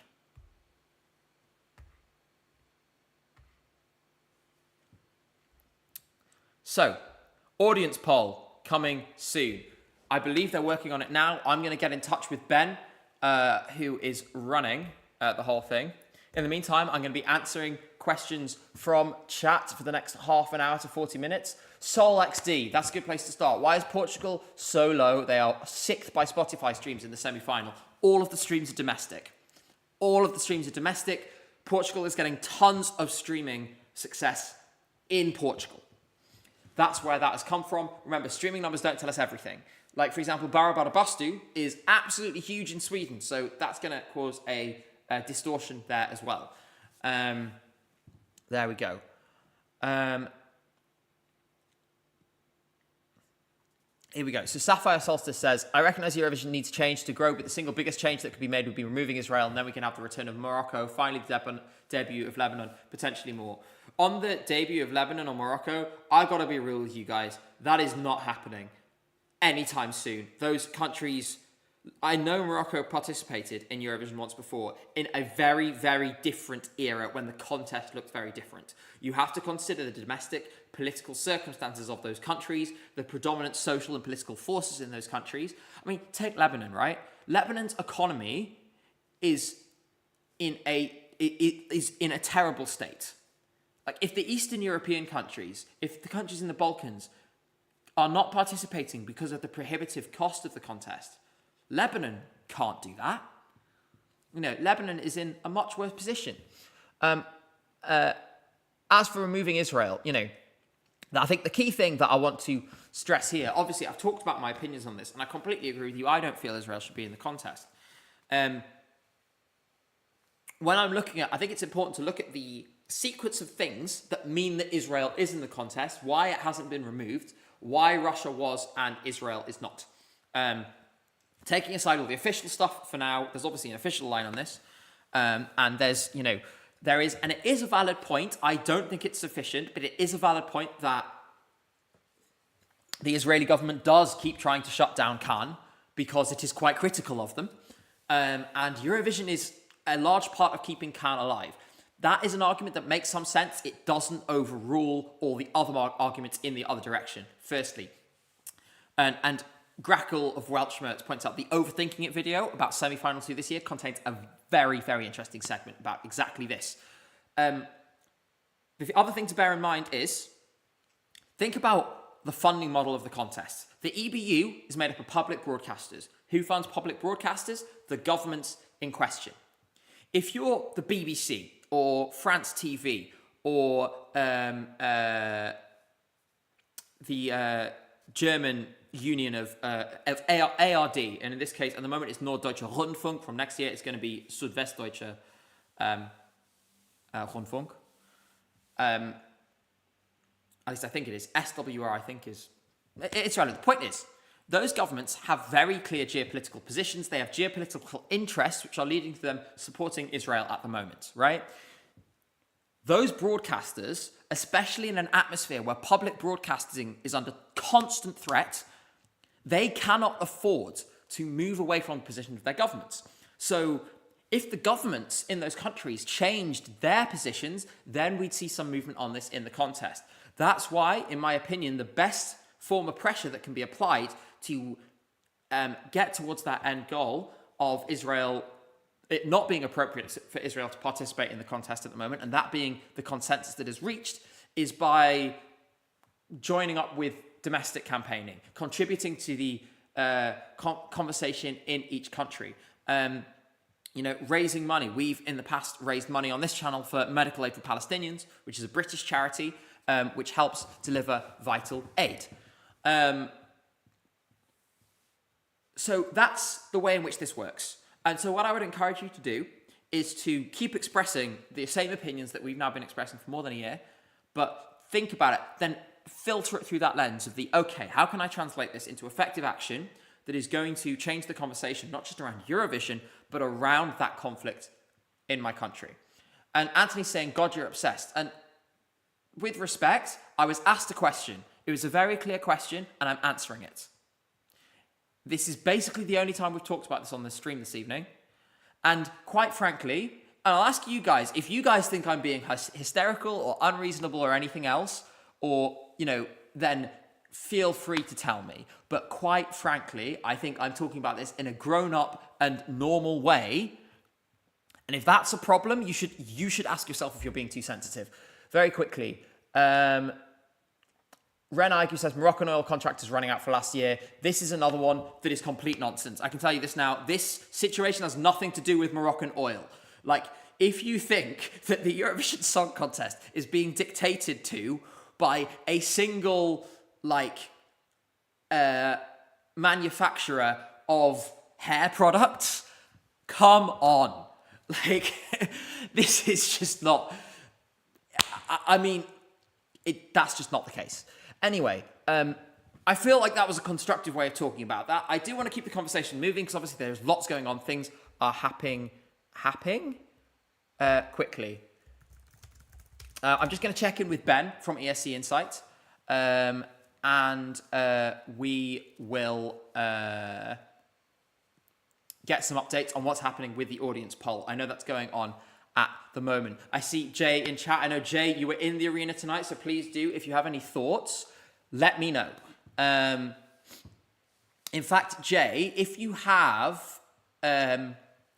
want, I can video call you on Discord now. We can get you on the stream remotely, and you can give us some thoughts about what you thought of tonight's show. Say yes in chat, or DM me on Discord now if you want to do that, and I will call you. Up to you, completely up to you. If you want to just go out and enjoy your night, feel free. But that might be a really nice perspective. We're in the back of an Uber. Are you going to Euroclub by any chance? Maybe speak to me when you're at Euroclub. That might actually be fun. Now, Anthology asks, is Voyage your favourite... If we can wait 50 minutes, Jay. If Voyage your favourite host entry, or do you have another one you really like? There's a few. I have an attachment to Ukraine 2017 because it's the first one I saw live. I always thought that Ojardim in 2018 was criminally underrated as well. Thinking more recently, I'm thinking about the last few years now. I thought Marcus and Martinez were really slick. But I have to say, I think that Ukrainian one in 2017, because it was all so fresh and so new, that's always going to have a special place in your heart. All of you in chat who've been to the contest will remember that those songs you see for the first time live in that first year are really special. I'm just asking Ben if he's planning to jump on a Zoom call with us here.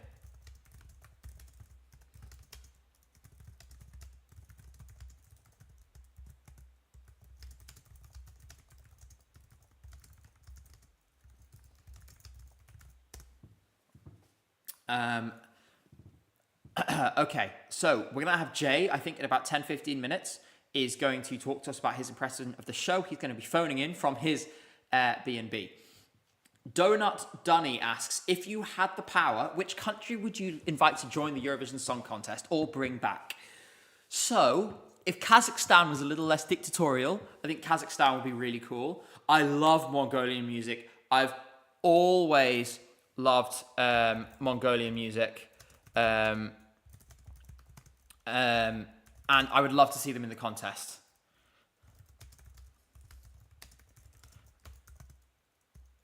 I'm going to ask... one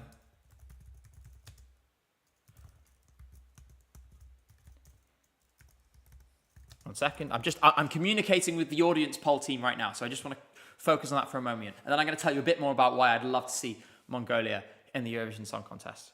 So we're hoping for midnight, so in about 55 minutes time for the audience poll.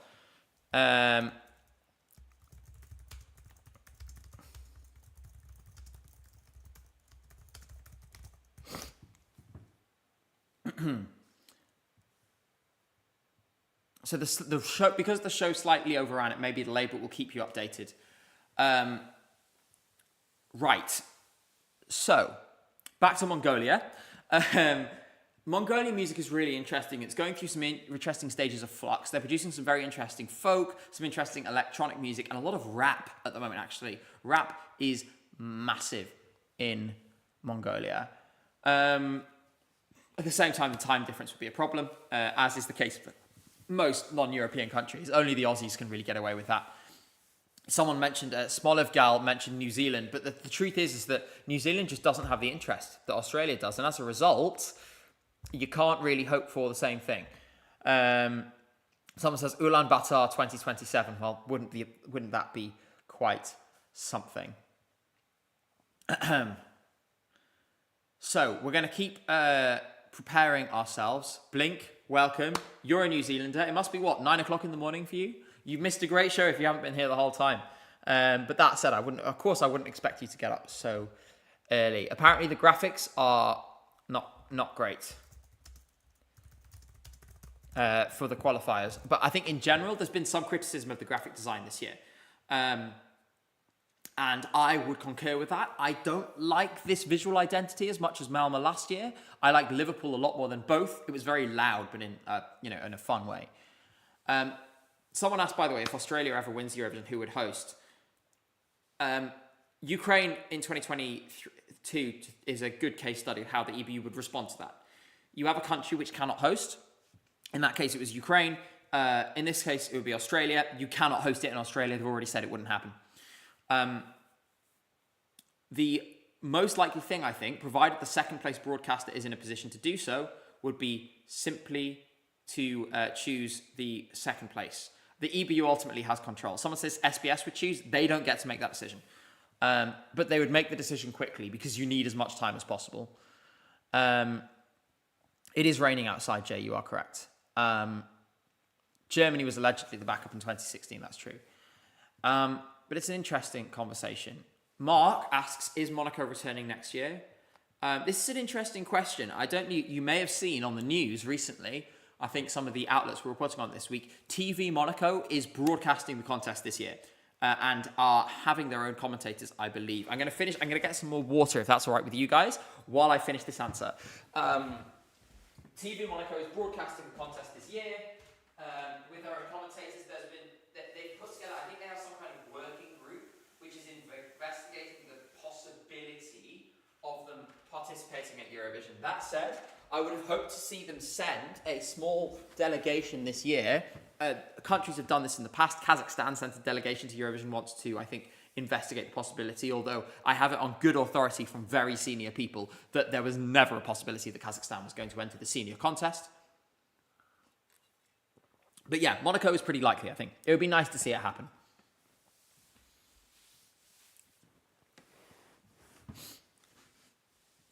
And Charles Leclerc for Monaco 2026, that would be fun. Of course, he did do that tweet last year, which I'm sure you guys remember.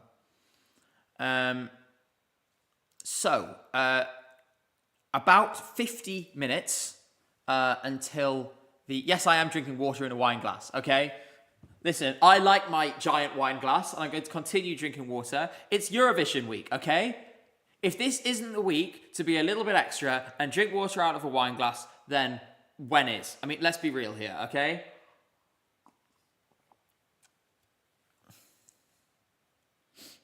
It's not straight vodka. I would not drink... Just to be clear, I would not drink alcohol on the stream. Firstly, because there are, I know my audience demographics, and there is a good number of people under the age of 18 watching these streams. I'm not going to drink alcohol on stream in front of kids. That's the first thing. The second thing is, also, you get drunk on stream, you start making stupid decisions. The last thing you want is to say something stupid on stream.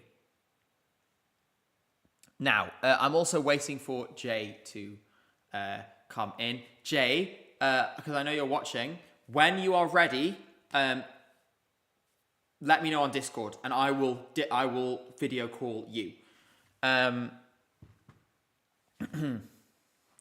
So, any more? Keep coming in. Swearing is not discouraged in the chat, Crystal. Swear as much as you like. I might not read your message out. But you hear me, I swear sometimes. I'm casual about that kind of stuff, but let's, we keep it, I would say PG-13. Kayla says, is there a genre that is underrepresented at the contest that you feel would do well? Great question, actually. I mean, rap music has its ebbs and flows in terms of straight rap music. Obviously, we've had we've had things come and go. And obviously, Stephania was a rap song in 2022. There was a little bit of rap in 2024. But I would love to see some straight rap. Dunda says hyperpop. That's a great shout as well. Jazza Hazza and Jay both say Afrobeats. And for those of you who might not remember, this is a fun anecdote. When we were in Estonia going to Estilal, we had a taxi driver. Really eccentric, but really likable, fun guy. Who was he was like, oh, what are you guys doing in Estonia? And we go for if you're in a taxi, you don't generally go specific. So I just said, oh, we're music journalists. And the guy was like, I'm going to play you some of my tracks. And he played me a bunch of his Afrobeat songs. And you know what? They were really good. And Jay will back me up on this because Jay was there too. It was really, really fun. And as a result... we did say to him, apply to Estilal next year. So if you see some Estonian Afrobeats, and this guy was rapping he was rapping in a mix of Estonian and English. If you see that show up next year, there we go. And let's see. It'll be really, really cool. Someone says Icelandic rap would be nice. We literally have that this year, Janok. We literally have that this year. Someone says, Slay, what if you just discovered the next Eurovision winner? Thanks to you. We'll see. I mean, there's a few artists who I'm familiar with who I know are working on submitting some stuff for next year. One thing I will say, I can't give any details, obviously. I would never spoil another artist's work. I have heard a demo of a song that was written at one of the camps in Norway this year. Doesn't necessarily mean it's going to be a song for Norway, but at one of the camps that took place in Norway this year, that was deranged, ridiculous, insane, absolutely batshit crazy, but it was really good. Insanely catchy, been stuck in my head for weeks. When it comes around to MGP next year, If that song is in MGP, when it comes around to any of the other national finals that songs written in those Norwegian songwriting camps tend to show up at, that might be Ireland, that might be Denmark, Sweden, I'll tell you, and I'll say, I remember hearing this song 11 months ago. It's, super exciting. We're just waiting. Like I said, for those of you just arriving, don't go anywhere. We are going to get the audience poll in around 45 minutes. This is the highlight of the night. This is the most important piece of information that we're going to learn on this stream or any stream. I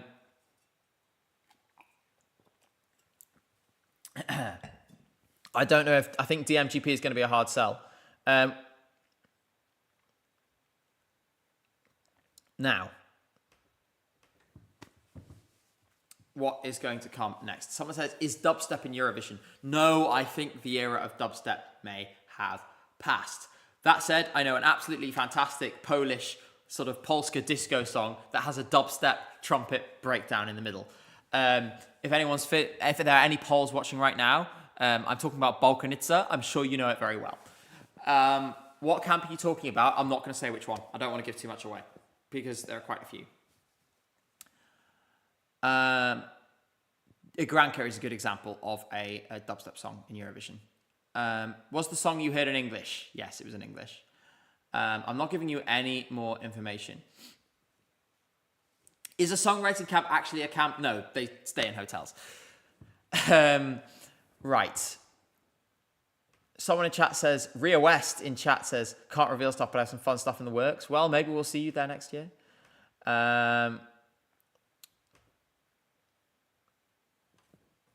Let's see. Someone asked me about languages we'd like to see in Eurovision. And let's think about the languages we've not seen in a while, or languages that are unusual but still are important in a European context that maybe don't get the love they deserve. I'd love to see Svada and Nichos give it another go, and maybe as a result we will see some Podlachian dialect. I'd love to see Welsh. There's a few people saying Welsh. I knew there'd be some Welsh stands in there. People are saying Gaelic. Obviously, Irish, Gaeilge would be fantastic. That's an interesting shout. Frigid Spooketh, Yiddish. And it's actually interesting. I don't speak Yiddish, although it's the Eastern European Jewish diaspora my family originates from. That said, if you speak German, you'll find you understand a lot of Yiddish. And actually once, I was in Amsterdam airport and I walked past two Jewish men arguing in Yiddish about where their next flight was. And so I understood them. And so I went over and I spoke to them and helped them out. So I do know for a fact that I understand Yiddish when I hear it. We're seeing some other like sort of minority languages, things like West Frisian, stuff like this. Hungarian, super fun. Esperanto would be interesting. Breton, justice for Fulen. Praza Casino says, do you speak German? Yes. It's actually really interesting. I've been speaking a lot of German this week here in Basel. Still no word from Jay, by the way. I am waiting to hear from him. Jay, please let me know when you're home, because it'd be really great to hear from you what you thought of the show.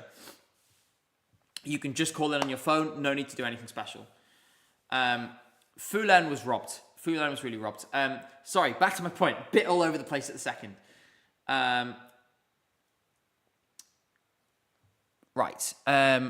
We are going to... It was German. Oh, yeah. It's really funny, because when I speak in German to Swiss people, this shows how polite Swiss people are, right? Swiss German, very heavily accented, right? Very difficult for foreigners to understand. When I speak German to a Swiss person, they immediately understand that I'm a foreigner, that German is not my native language. What I get back from Swiss people after that is the most immaculate Hochdeutsch, like sort of quote unquote, kind of by the book, like perfectly pronounced German. And it's so nice that Swiss people clearly appreciate the fact that I'm speaking German, so I'm trying to speak in one of their native languages, and they go to such lengths to make sure that I understand them too. And that is so, so sweet. And we'll see. Romansh is another one. Yeah, basically any minority language. I love that stuff. I've got to shout out because my girlfriend is from the region of Germany where Sorbian is still spoken. Sorbian would be really cool. Livka, thank you very much for joining YouTube membership 1 month. You've been such a massive supporter of the channel. I cannot thank you enough. Someone says, can you speak French? No. French and me, I tried, learned it in school, never really clicked with me. I don't know why. I was just never good at French. Jay is ready. Okay, Jay, I'm going to call you on Discord now. And then I'm going to bring him in so you guys will be able to see him shortly. All right. I'm just preparing now. Jay, why don't you input device, StreamCam, there we go. Right. Jay, I can see you on the screen and you're going to appear on the stream very shortly. Here he is. He's back, but we can't hear you. I know why that is though, so let me fix it. Don't worry, it's fine. I need to go to this one. Look at this chaos of output devices, by the way. I do that. Jay, speak now. Hello. Yes, we can hear you loud and clear. Hi, Yay. Jay. So, wide open question. Hello. Tell us about tonight's show. What did you think? Okay, first, the production I thought was very good. The stage looks incredible. Better or worse than last year? Oh.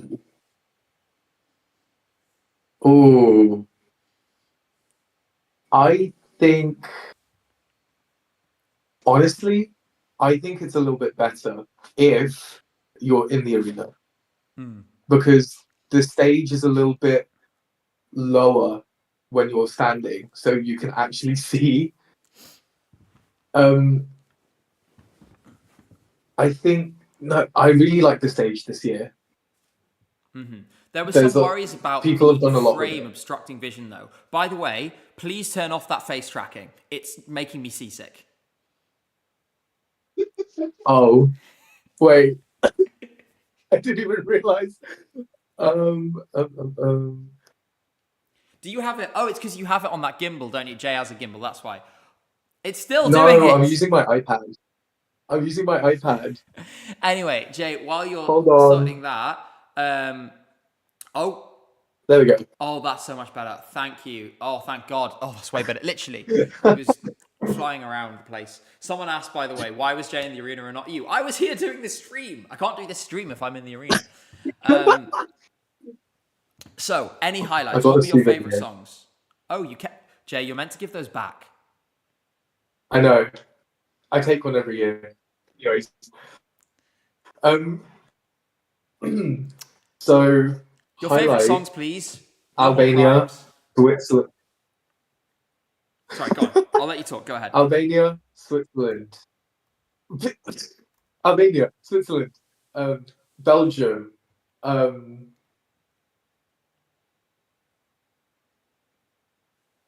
Those were like the three main standouts to me. Amazing. By the way, if you would quickly turn your camera off and on again, because you're very out of sync right now.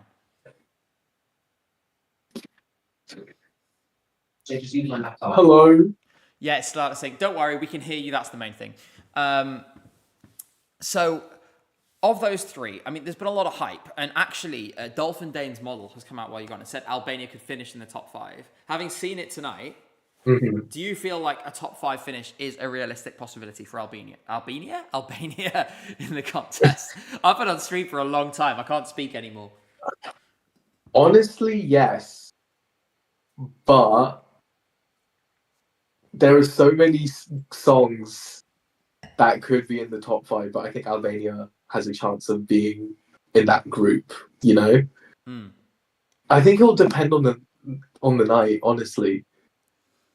If they deliver I think it's, yeah. Do you feel that they've blended it right? Like, you've got Kola there. That was obviously a big question of how the spoken word part would work. Do you feel like they've nailed it? I think they have, yeah. He has, like, he kind of stands to the side and he does his part, but it flows very well. I think they've done the right thing because they've sort of given Beatrice the stage in a lot of ways. They've let her really flourish. I think that was what they needed to do, while also giving him his moment too. I have to ask about Iceland. Yeah. Tell us My everything, boys! every detail of this Oh, performance. We want to know about it. Please go ahead. okay. Okay, so I mean, obviously we saw the rehearsal clip. That's the same, and then um, at some point there's like a skateboard. The boat is back and new and improved. Um, they use the stage at the frame at the end. There's pyro. Like, I'm really happy. I'm really happy with it. I think they could qualify. That's exciting to hear. I think they're in with a chance. I don't know if you've seen the odds. It's very tight right now between San Marino, Iceland, and Slovenia for that last place. But interestingly, Slovenia is the one that took a big step tonight. Obviously, we saw that upside down effect on stream. How did it feel in the room? It felt like people really were responding to it, maybe more than we expected. Would that be a fair assessment? Yes, actually, you know how earlier I was on stream being like, I don't connect with this song at all. Has it Something clicked? clicked. Ah, here we Yes. go. You're not the first Um, person to say this. You are not the first person to say this. What was it that made it go it for you was tonight? it was like the background at some points it was like kind of like faded with like videos of him and his wife and his kids and like it was really really sweet, and then his wife comes on and like they do that back to back thing, and I was just like, wow, this is actually quite powerful. Out of And curiosity, what do honestly, they turn towards each other? Do they interact more after that moment that we've seen in the rehearsal clip where they're back to back? um Racking your brains now. Sorry. honestly I can't remember. They definitely do something before they go back to back. Well, this is the thing also, by But the way, and this is an important thing because this is actually a good reflection of what being at a Eurovision show is like. It's such an intense experience that, like any intense experience, 50% of it leaves your brain the second that you exit the arena. I'm sure you guys, if you guys watched yes, on the FC United streams the last few years, when I would run back. Part of the reason I ran back, it wasn't just for the joke, although it was partly just for the joke. You have to get it out straight away because after 20 minutes, a lot of it will be gone. It's like you have to make a note of yeah, it straight away. People are saying Slovenia is no longer too heavy for Jay. Indeed. So you also mentioned Belgium. This has gone up in the odds a yeah. lot. It's shifting. It's pushing itself up to potentially the top 5 in the odds to win. Did you get Hmm. that vibe tonight? Because there's a few people it seems like they might have. Top five, not quite, but top. I'd say top eight. Top 8. It's very specific, Yeah, Jay. yeah, but like, shush. Let me cook. Wow. Okay, Theo Evan. Oh, I want to ask about that, by the way, Oh, in a minute. Hold that thought, but continue. oh, What okay, did you think of okay. Belgium? Finish your Belgium thought and then tell us about Cyprus. Yes. His vocals. I mean, obviously, we're in the arena. It's gonna sound different to how it sounds on TV, but I thought his vocals sounded so good and clear in the arena. That's interesting. Um, and the use of like the dancers, yeah, like they did numbers on that. And the end note, like the end chorus in the background, there's like multiples of him on the screen, kind of like I think they were like marching, and it looked really cool. Yeah, no, we showed a clip of the big note on stream. And thank you, Brotherhood of Dan, for that Hmm. £2 donation. By the way, it says, was there a strobe light warning for Belgium? I imagine so, but those generally only get shown on TV, not in the arena. That big note did not sound good in the clip that we saw. Um, Oh, okay. it sounded off. It could just be that from that position in the arena, there was something not clicking about it, but it didn't sound right. So that's interesting. People in the press center were like, it was Okay. okay. It like a kind of mixed bag. Obviously, we also have to talk about, were there any disappointments tonight? Was there anything that you came away Disappointment. thinking, maybe, I wanted to see something a bit different? Um. hmm. I need to look at this running order again. Feel free to remind yourself. We've got plenty of time. Yes. Did you get asked to vote in the audience poll, by the way? Yes, I did. Who did I you vote for in the voted, audience or poll? me and Adam voted for Albania. Okay. Well, there we go. We were gagged. To the person who just tried to post 2 minutes of Spain filtered, that is not a leak, so you're allowed to do that because it's come from RTVE. Just so you know, we can't show it on stream for rights reasons. We can only show the 10 seconds that we showed earlier. Interesting question from Grackler Weltschmerz in chat. You said you really enjoyed Switzerland, but it looked like she was completely surrounded by cameras, so you couldn't see that much. Did that take away from it, or did you still feel connected to it? Well, I think her voice was what really drew me in, like watching that. Like, it's perfect. Like, it's actually perfect. And I mean, I love that song already. I'm quite biased. I was like low key tearing up Oh, when, wow. yeah, like it was very powerful, even without like seeing, without being able to see her for most of the time. Is this a Portugal 2017 kind of moment? I know that's a Oh, big question. Do you think that window is starting to open a little bit? maybe not to the extent of Amar Pelov, Okay. but it is definitely the dark horse of the year. It's funny how you come into Eurovision, you know it's going to happen, but you're always looking around thinking who's going to be the one who jumps.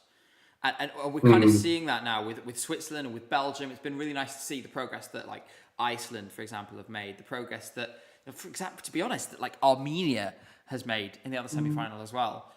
But stepping away from the show for a second, that interval act, that video message Which from one? Celine Dion, Oh, that was really sweet. there were I tears enjoyed in the that. press center. It was emotional on the stream. I read it out to people in chat, and they were emotional too. It What do was we very think? sweet. And obviously that joint performance of Ne Pas Pas Moi. Mm, they all sounded great. Were there any tears in the room? Did you see anyone crying? No, but we were surrounded by um, Greek gay people, so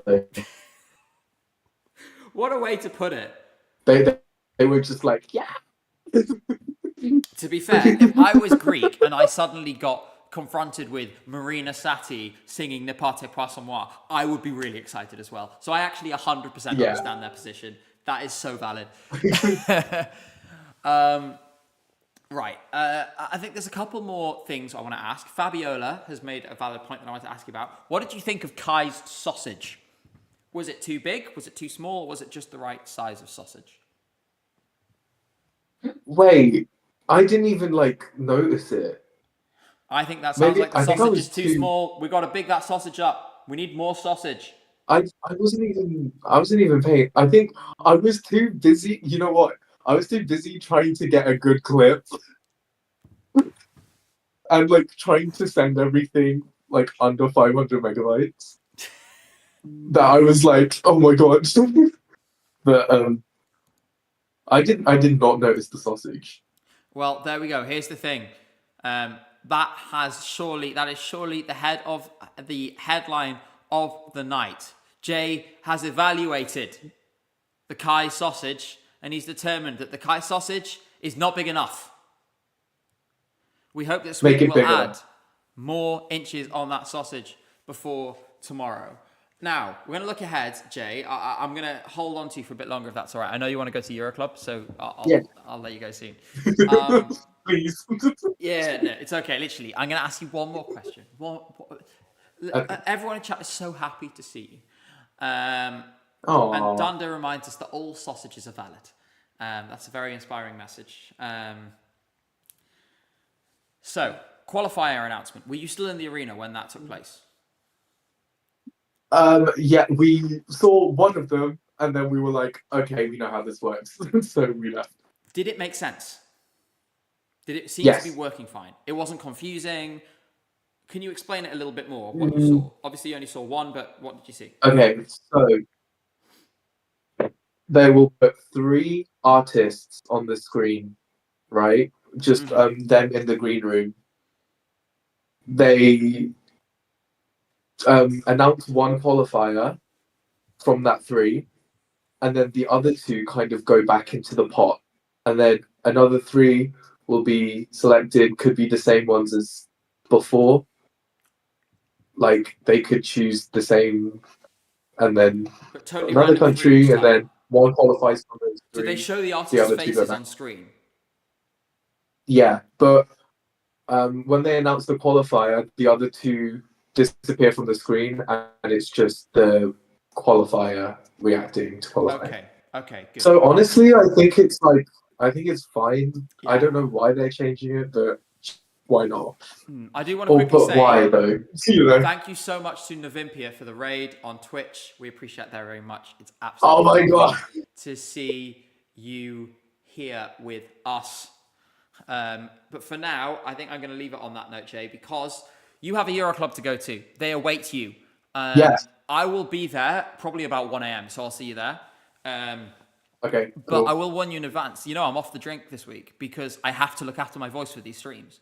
I am in hour 8 of streaming today. If you want to talk for that many hours, you have to be careful. So it'll be the non-alcoholic beers from me, but I'm looking forward to see you there. All right. Yes. I am now going to make Jay disappear. Boom. He's gone. Jay, they can neither hear nor see you. Oh, wait. Let me let you wave. You were waving. You can wave. There you go. Wave again. All right. I'm going to see you later, Jay. Take care. Well, that was super interesting to hear his perspective. And I can confirm we've had some news in chat. Dan posted in chat to say, audience poll counting has started. We are on the way to getting this result. I will let you know an exact time as soon as we have it, but the countdown is on. We could be as close as 20 minutes away from knowing who the audience's favourites were in the show tonight. I am super excited. Super excited. And rest of the world voting has opened for semi-final 1 now as well.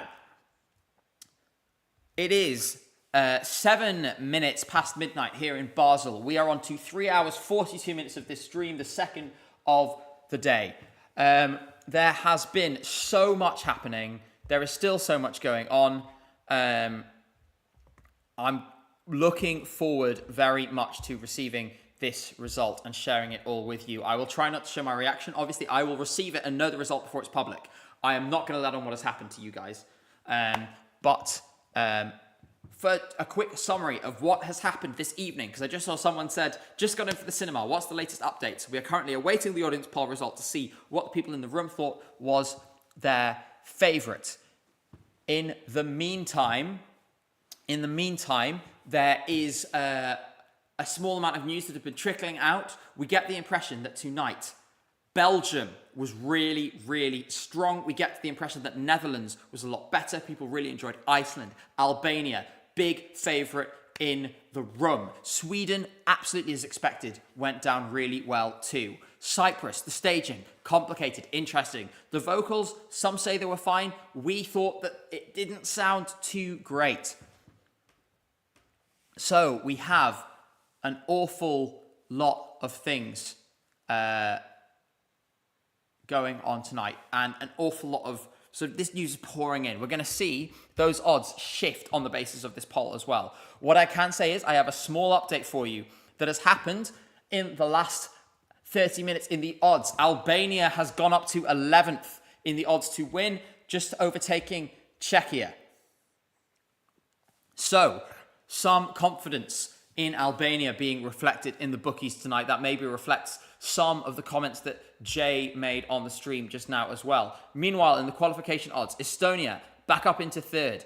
Belgium's getting safer and safer. We're now looking at 80% qualification odds. That's up from the mid-70s at the start of this stream. Iceland up in the 40% for the first time. That happened this evening during the show. We are seeing odds as short as 6-5. It is very, very close with Slovenia and San Marino. In the meantime, I think we do have these 9 really solid qualifiers now. I'd be surprised if we lost any of them. That was Kai from Sweden, Tommy Cash in Estonia, it's Claude from the Netherlands, Zifferblatt in Ukraine, Skodra Electronica from Albania, Theo Evan, Cyprus, and Kyle Alessander from Norway, and Justina Stechkowska from Poland. So we have this tight battle. Maybe I should have made another video of semi-final one's closest qualification battle and talked about these 3. It seems like it's going to be one of them. Unfortunately, that means Azerbaijan, Croatia, and Portugal. Tomorrow is probably going to be it for you. That said, obviously we appreciate all the songs in the competition. We await the audience poll result. I will tell you it as soon as I have it. As soon as it hits, there will be an embargo once the result is ready. I will reveal it in the embargo. This is like election night now. Think about when the exit polls drop. It's, hits 10 o'clock in the UK, for example, 6 o'clock in other places where you get that exit poll. You get that first indication of where things are going. We are at 3 hours, 45 minutes in the stream, and it feels like now we are building up to the climax. I am starting to feel the nerves setting in because I am so interested to see for the first time what the public thinks of this show. And it's so exciting. Let's see. Election results coming soon. I'm in contact with the team on the ground who are counting as we speak. They'll be getting the returns in from the various volunteers who are stationed at the exit of the venue. That will be, there we go. 4 out of 6 groups calculated. Once all calculations are done, we will create the graphic. It will be done super quickly once we have that. I'm actually really feeling the nerves now. How is turnout looking? That's a question only they can answer. We will see that soon among the winners. Luckily, what you find is they get a big enough proportion of the audience that it's a representative sample, right? Enough to see the full trends. And the rest of the world recap for the voting is out. You can go watch that if you like. That does include clips from tonight's show. Albania and Sweden really stood up at that point. This is the perfect collision of all my interests. I hope you realize this audience poll. My background is working in politics. I work for a local authority in the UK. In addition to, sort of working with this as well. So I love elections. I love numbers. I love all of this different stuff. And this is the perfect mesh between those two things. In the meantime, I'm going to keep sipping my water out of my wine glass. We can absolutely do a poll about who is going to top the poll. We're doing a poll about a poll now. I'm going to shuffle on over here. And I am going to start a poll. The question is, who will be... I think there's 4 countries that I think I could see doing it. So let's go. Who will win the audience poll? While this poll is on, I am going to go to the toilet. So you will see the starting screen of the stream for a brief minute. Do not go anywhere. This is the climax. This is what we have been waiting all evening for. I cannot wait to show you. So who will win the audience poll? We've had a lot of people saying Albania. We've had a lot of people saying Sweden. A lot of people saying Belgium. And then the 4th one, it's an interesting... we are about to be so back, so it may be about to happen. Okay, I'm going to hold on. I'm going to hold on to my piss, in addition to everything else I'm holding. I am clenched. My buttocks are clenched. My hands are sweaty. Knees weak. Palms are sweaty. Oh, I can go now. It's not that close. Okay, in that case, I will be pissing. Thank you for allowing me to piss. My brain is absolutely fried right now. Let's quickly decide on the fourth country to put in that poll, and then we will go. I'm actually going to put in, might be a controversial choice, but given it was so popular in the room tonight, I'm going to put Estonia in there. So, start poll in the YouTube chat now. I'll be back in a minute. Do not go anywhere. The result is going to be coming very soon.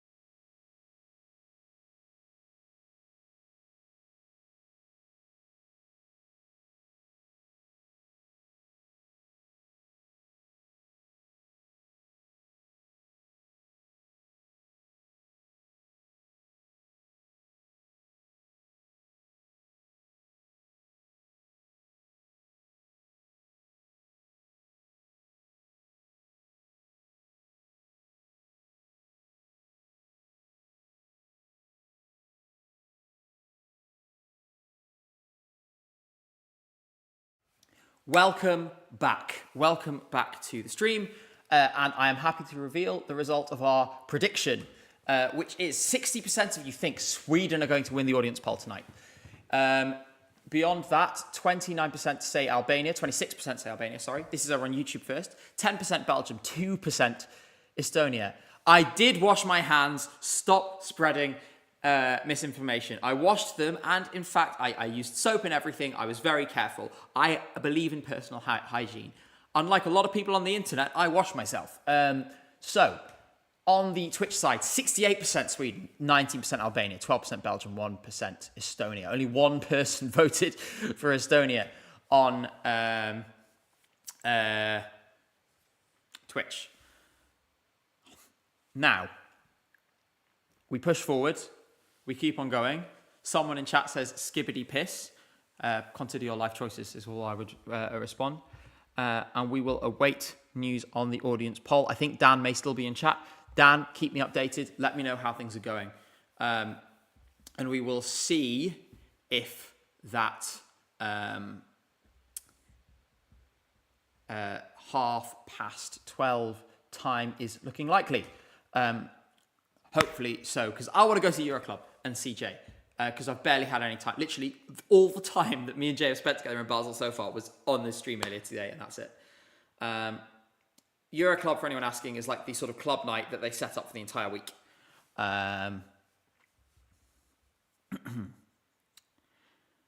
Is this Parg? Yes. Shah says you should appreciate your chat more, Garg. I love my chat. I love you guys so much. Just to be clear, I have the most incredible, sometimes totally batshit chat of any, I would say, any Eurovision community. You guys are so much fun. I love just kind of getting swept away in all of the ridiculousness, all of the unseriousness, right, that you guys have engaged in. And to be honest, it is one of the most entertaining and rewarding parts of this. Like, do you guys not think I'm grinning from ear to ear every time I go on a random post or whatever and find Garg spammed in the comments? You know, this is the thing. It's like you make all these videos, you do these live streams because you love the contest, right? I love this contest. I love reporting on it. I love doing all of these things with you. Do you have any idea how validating it is? How much it means that people respond to that, people want to engage with that? Seriously, it is such an incredible privilege that I am in this position. I can still barely believe it because we haven't been going on this channel for very long. It's only been 18 months since the very, very first video. And I'm so thankful for all of it, and it makes me just so happy that you guys enjoy this ridiculousness. So seriously, thank you from the bottom of my heart. Jelly Sheen says, we accept you even though you don't wash your hands. I wash my hands, okay? Seriously though, I love you guys so much. Stefania Falvo says, say something about Lucio Corsi. Happy to. I think some people find it really beautiful and really emotional, this warm, kind of very gentle feeling. The harmonica is a nice effect, and obviously it's an instrument played live on stage, which is unusual for Eurovision. It's a clever little loophole that they found there. Like I've said before, respectfully, it's not my favourite song. It's not necessarily to my taste, but it's definitely got an audience, and I think it's going to pick up some good points on Saturday night. Fontes says, intelligent, emotional project. Indeed. Harry says, unhygienic hand project. This one's going to stick now. Garg doesn't wash his hands. I can see the tweets now. Now, I want to say B, thank you so much as well. Also, the people you really should be thanking as well is there's a lot of people behind the scenes that make this possible.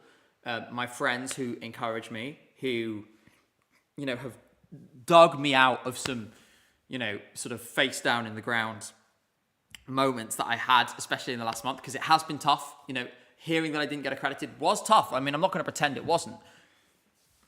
You guys know that as much as I do. I think anyone would feel like a little bit knocked back in that situation, but we rebounded, we kept going, and, I have my friends to thank for that. The Twitch and YouTube mods, they're all here now. There's another person I need to add, actually. There's another mod who I need to find their username and add them. Let me do that now, actually, while I remember. Give me a second. They sent me it in DMs, but where is that? There, right. Da-da-da-da-da.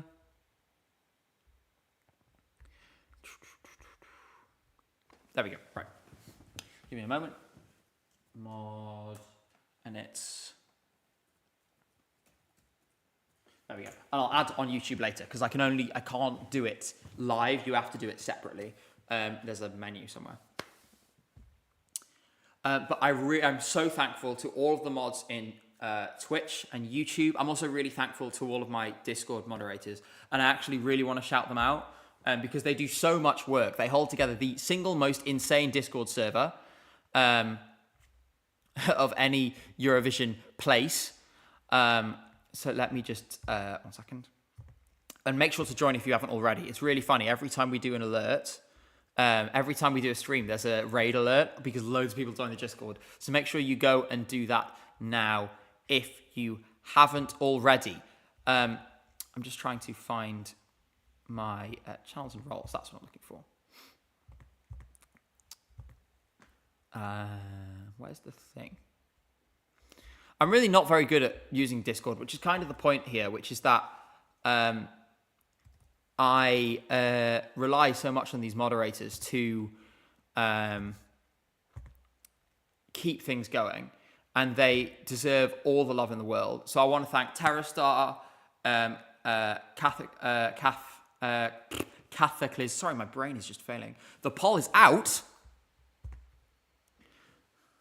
Well, I haven't been sent it, so I don't... Is it?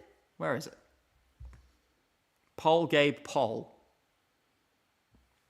Let me find it. I haven't received it, so I didn't know it was out yet, actually. Let me quickly check on Twitter, and we'll bring it to you right now if it is indeed out. That'd be quite a funny ending to the evening. Okay, whoever said that, I'm not seeing it anywhere, so I don't think it is out.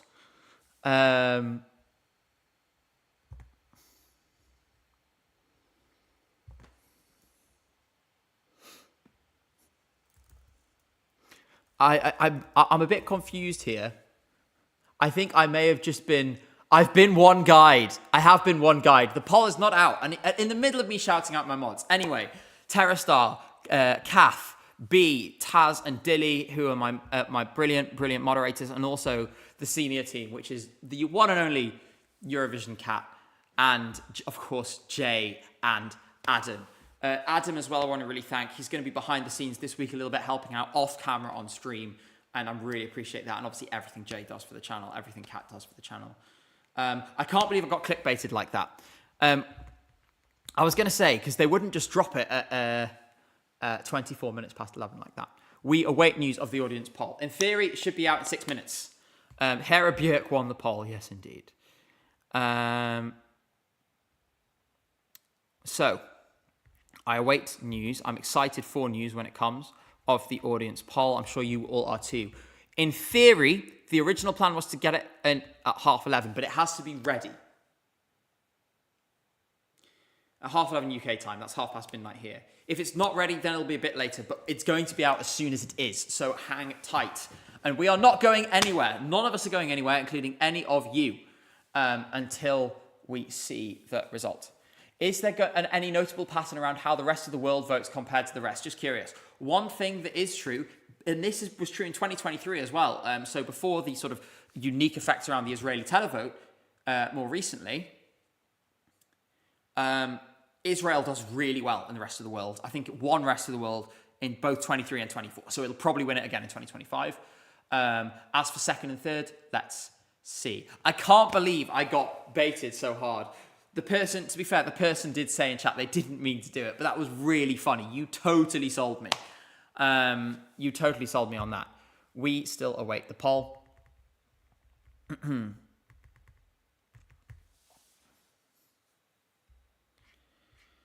I'm getting very nervous now. Very nervous indeed. Hopefully, there will be news for us soon. Like I said, I'm in contact with the team. They haven't come back to me yet to say it's ready. As soon as they do, we will start getting everything set up.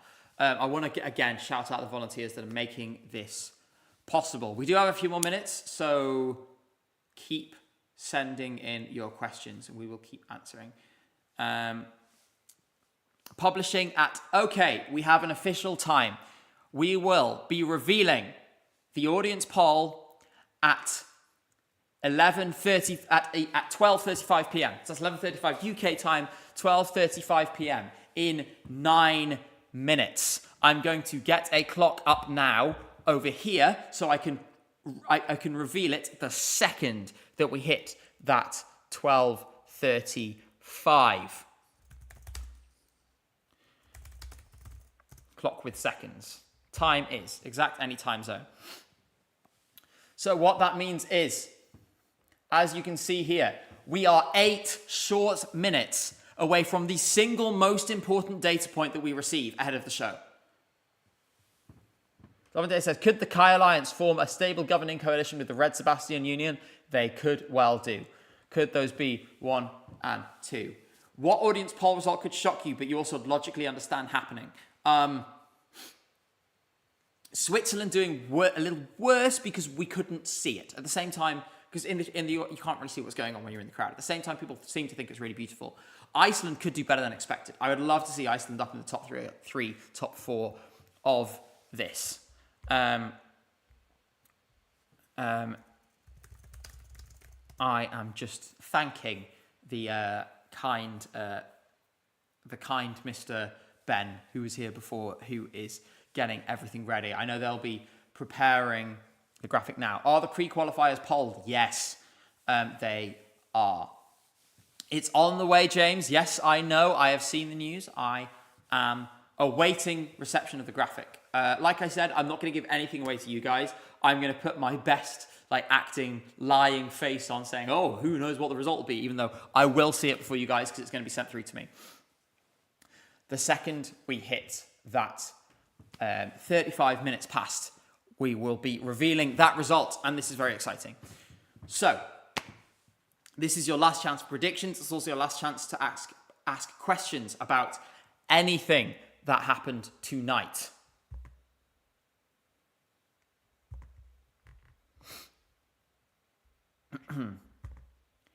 In just 6 minutes' time, we'll know that result. White smoke is emerging from the conclave of audience polls located in Stockholm, Sweden. Joxer says, did you tell Park that your fans call you Garg? When I went up to him and he sort of, I think he had an idea of who I was, but he didn't know me by name because I went up to him and then I said to him, hey, I'm Garg. The second I said that, his face lit up and he was like, "It's you!" And it was really funny because like I was a bit worried because I was really hoping that, you know, it would be like a positive thing. They'd see it as a positive thing. That did seem to be the case. And like, it was really nice. And it was funny. We had a little conversation and he said, "You know what, to be honest, you do look quite Armenian." So he agrees that I at least look vaguely like I could be from the vicinity, you know? And we did say, let's try and, you know, work something out. Yes, I said I'm God, because obviously that was the, you know, that's the thing that he's seen. And I knew in advance that that was what the delegation had seen. And it had been explained to him as well by Vibe on the bus the day before, what was going on. So like he knew what was happening. And, you know, it was a really nice, like, sweet interaction. And then obviously we got that photo where we looked even more like each other than I'd originally bargained for two, which was just, the whole thing was really funny. We are now 5 minutes away. 5 minutes away. I feel like we're counting down the seconds. I feel so nervous. Like I feel like I'm in this like deep feeling, like the pit of my stomach, sort of, you know, waiting for this to come through. I'm sure I will receive it from Ben as soon as possible. Literally, it feels like election night. It's election night in Eurovision land. And are we going to see a Sweden landslide?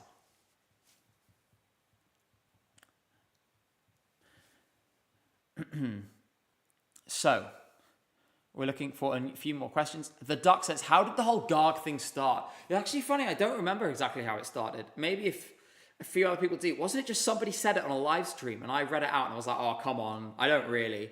And then it turned out I kind of did. That is what I recall. The poll's going to be posted at 35 minutes past. So we are 4 minutes away now. If you want some more stress, here's a ticking clock. We are just a few short minutes away. I await news. Boys I'm Gabe is probably my favourite too. It's really funny. Apparently my clock is 3.8 seconds behind, so I'm going to refresh the page. Yeah, 31:50. So I'm getting really nervous that my hands are like a little bit shaking. I'm just going to quickly ask when I'm going to receive the graphic because I just want to know how much time we're going to have to set this thing up.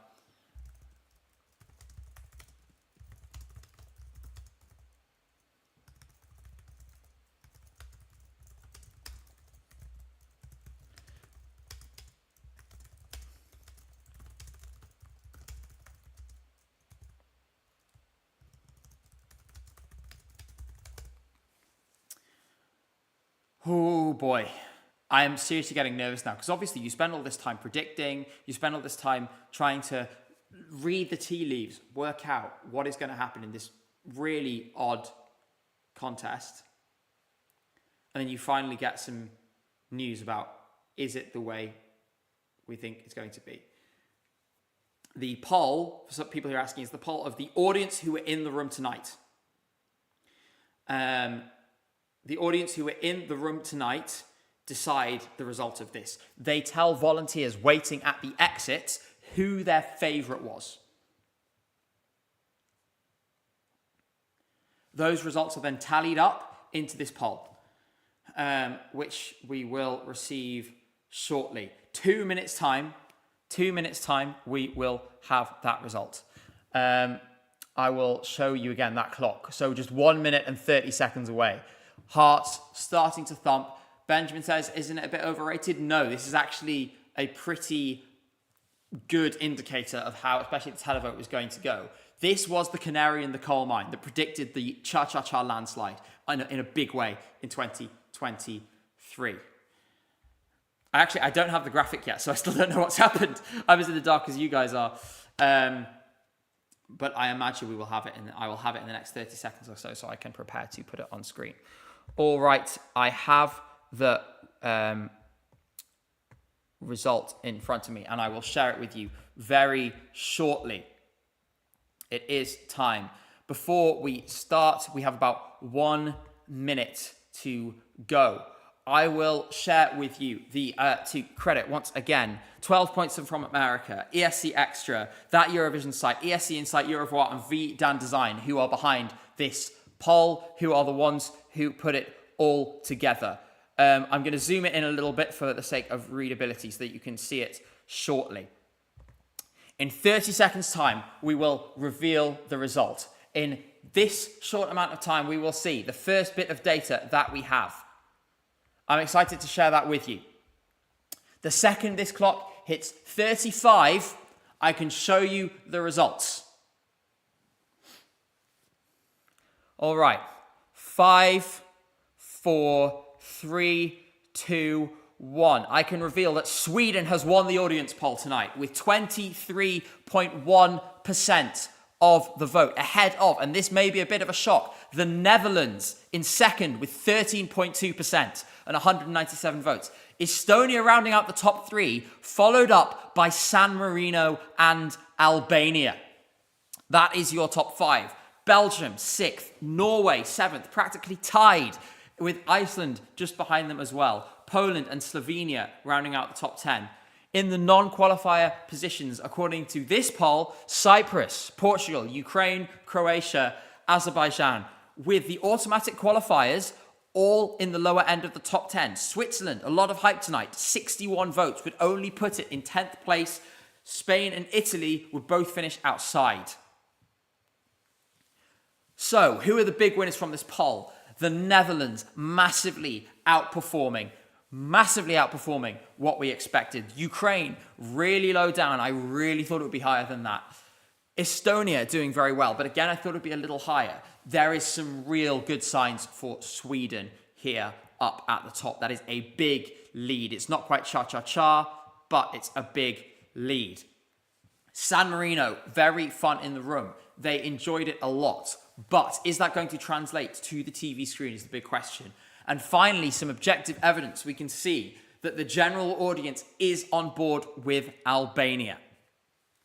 That wasn't a guarantee before tonight. Cyprus being that low is interesting. That was the last thing that people saw, remember. So, let's see where we go. Personally, I'm very happy to see Iceland in the top 10. I was hoping maybe a little higher. That said, 5 more votes, it would have jumped 2 places. I think Albania fans should be delighted with this result. 7 votes away from third, which would have been an incredible result. I think this is exactly, I'm going to zoom in on it a bit more. This, for the Netherlands, is exactly what the narrative needed. After everything that has happened over the last week, with the voice cracks and everything else, coming away with this kind of result is such a massive victory for Claude. And boy, is it deserved. He's such a nice guy. He deserves this more than anyone. Again, I'll repeat that result. It's Sweden winning, Netherlands second, Estonia third. Whew. Everyone breathe.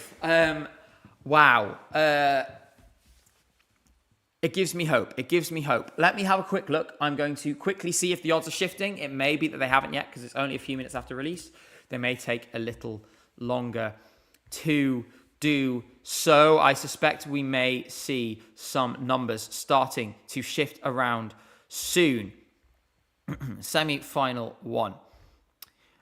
There is some small changes happening, small drifts, small movements. I'm sure we'll look at this in more detail tomorrow afternoon. As you can see, San Marino, a slight firming at 1-1, basically dead tied with Slovenia. Iceland, a tiny little drift over here in the most fast updating one to 7-4. And with that, the time is 12:38. I think it's time to wrap it up for the day. We have streamed for 8 hours and I am exhausted. We have a really dramatic end to the stream, which is the perfect place to go. Thanks, Dan, who's in chat, for giving some updates. Thanks, everyone, all the organizations that were involved in putting this together. I need to get a couple of hours. I need to go dance for a couple of hours. Then I'm going to come home, go to bed. I have interviews to prepare for in the morning. I'm really excited that we are going to bring you a live interview on this couch with an artist tomorrow afternoon. The timings are going to be a bit weird. I'll warn you now. We're going to start at 12:40. We're going to finish at 3:20. That's to make room for an interview that's going to be a pre-record happening at 3:45. Let's see how accurate this poll is. But for now, thank you so much. I love you all. What a night it has been. And I will see you again tomorrow. And I'm now going to press the button to turn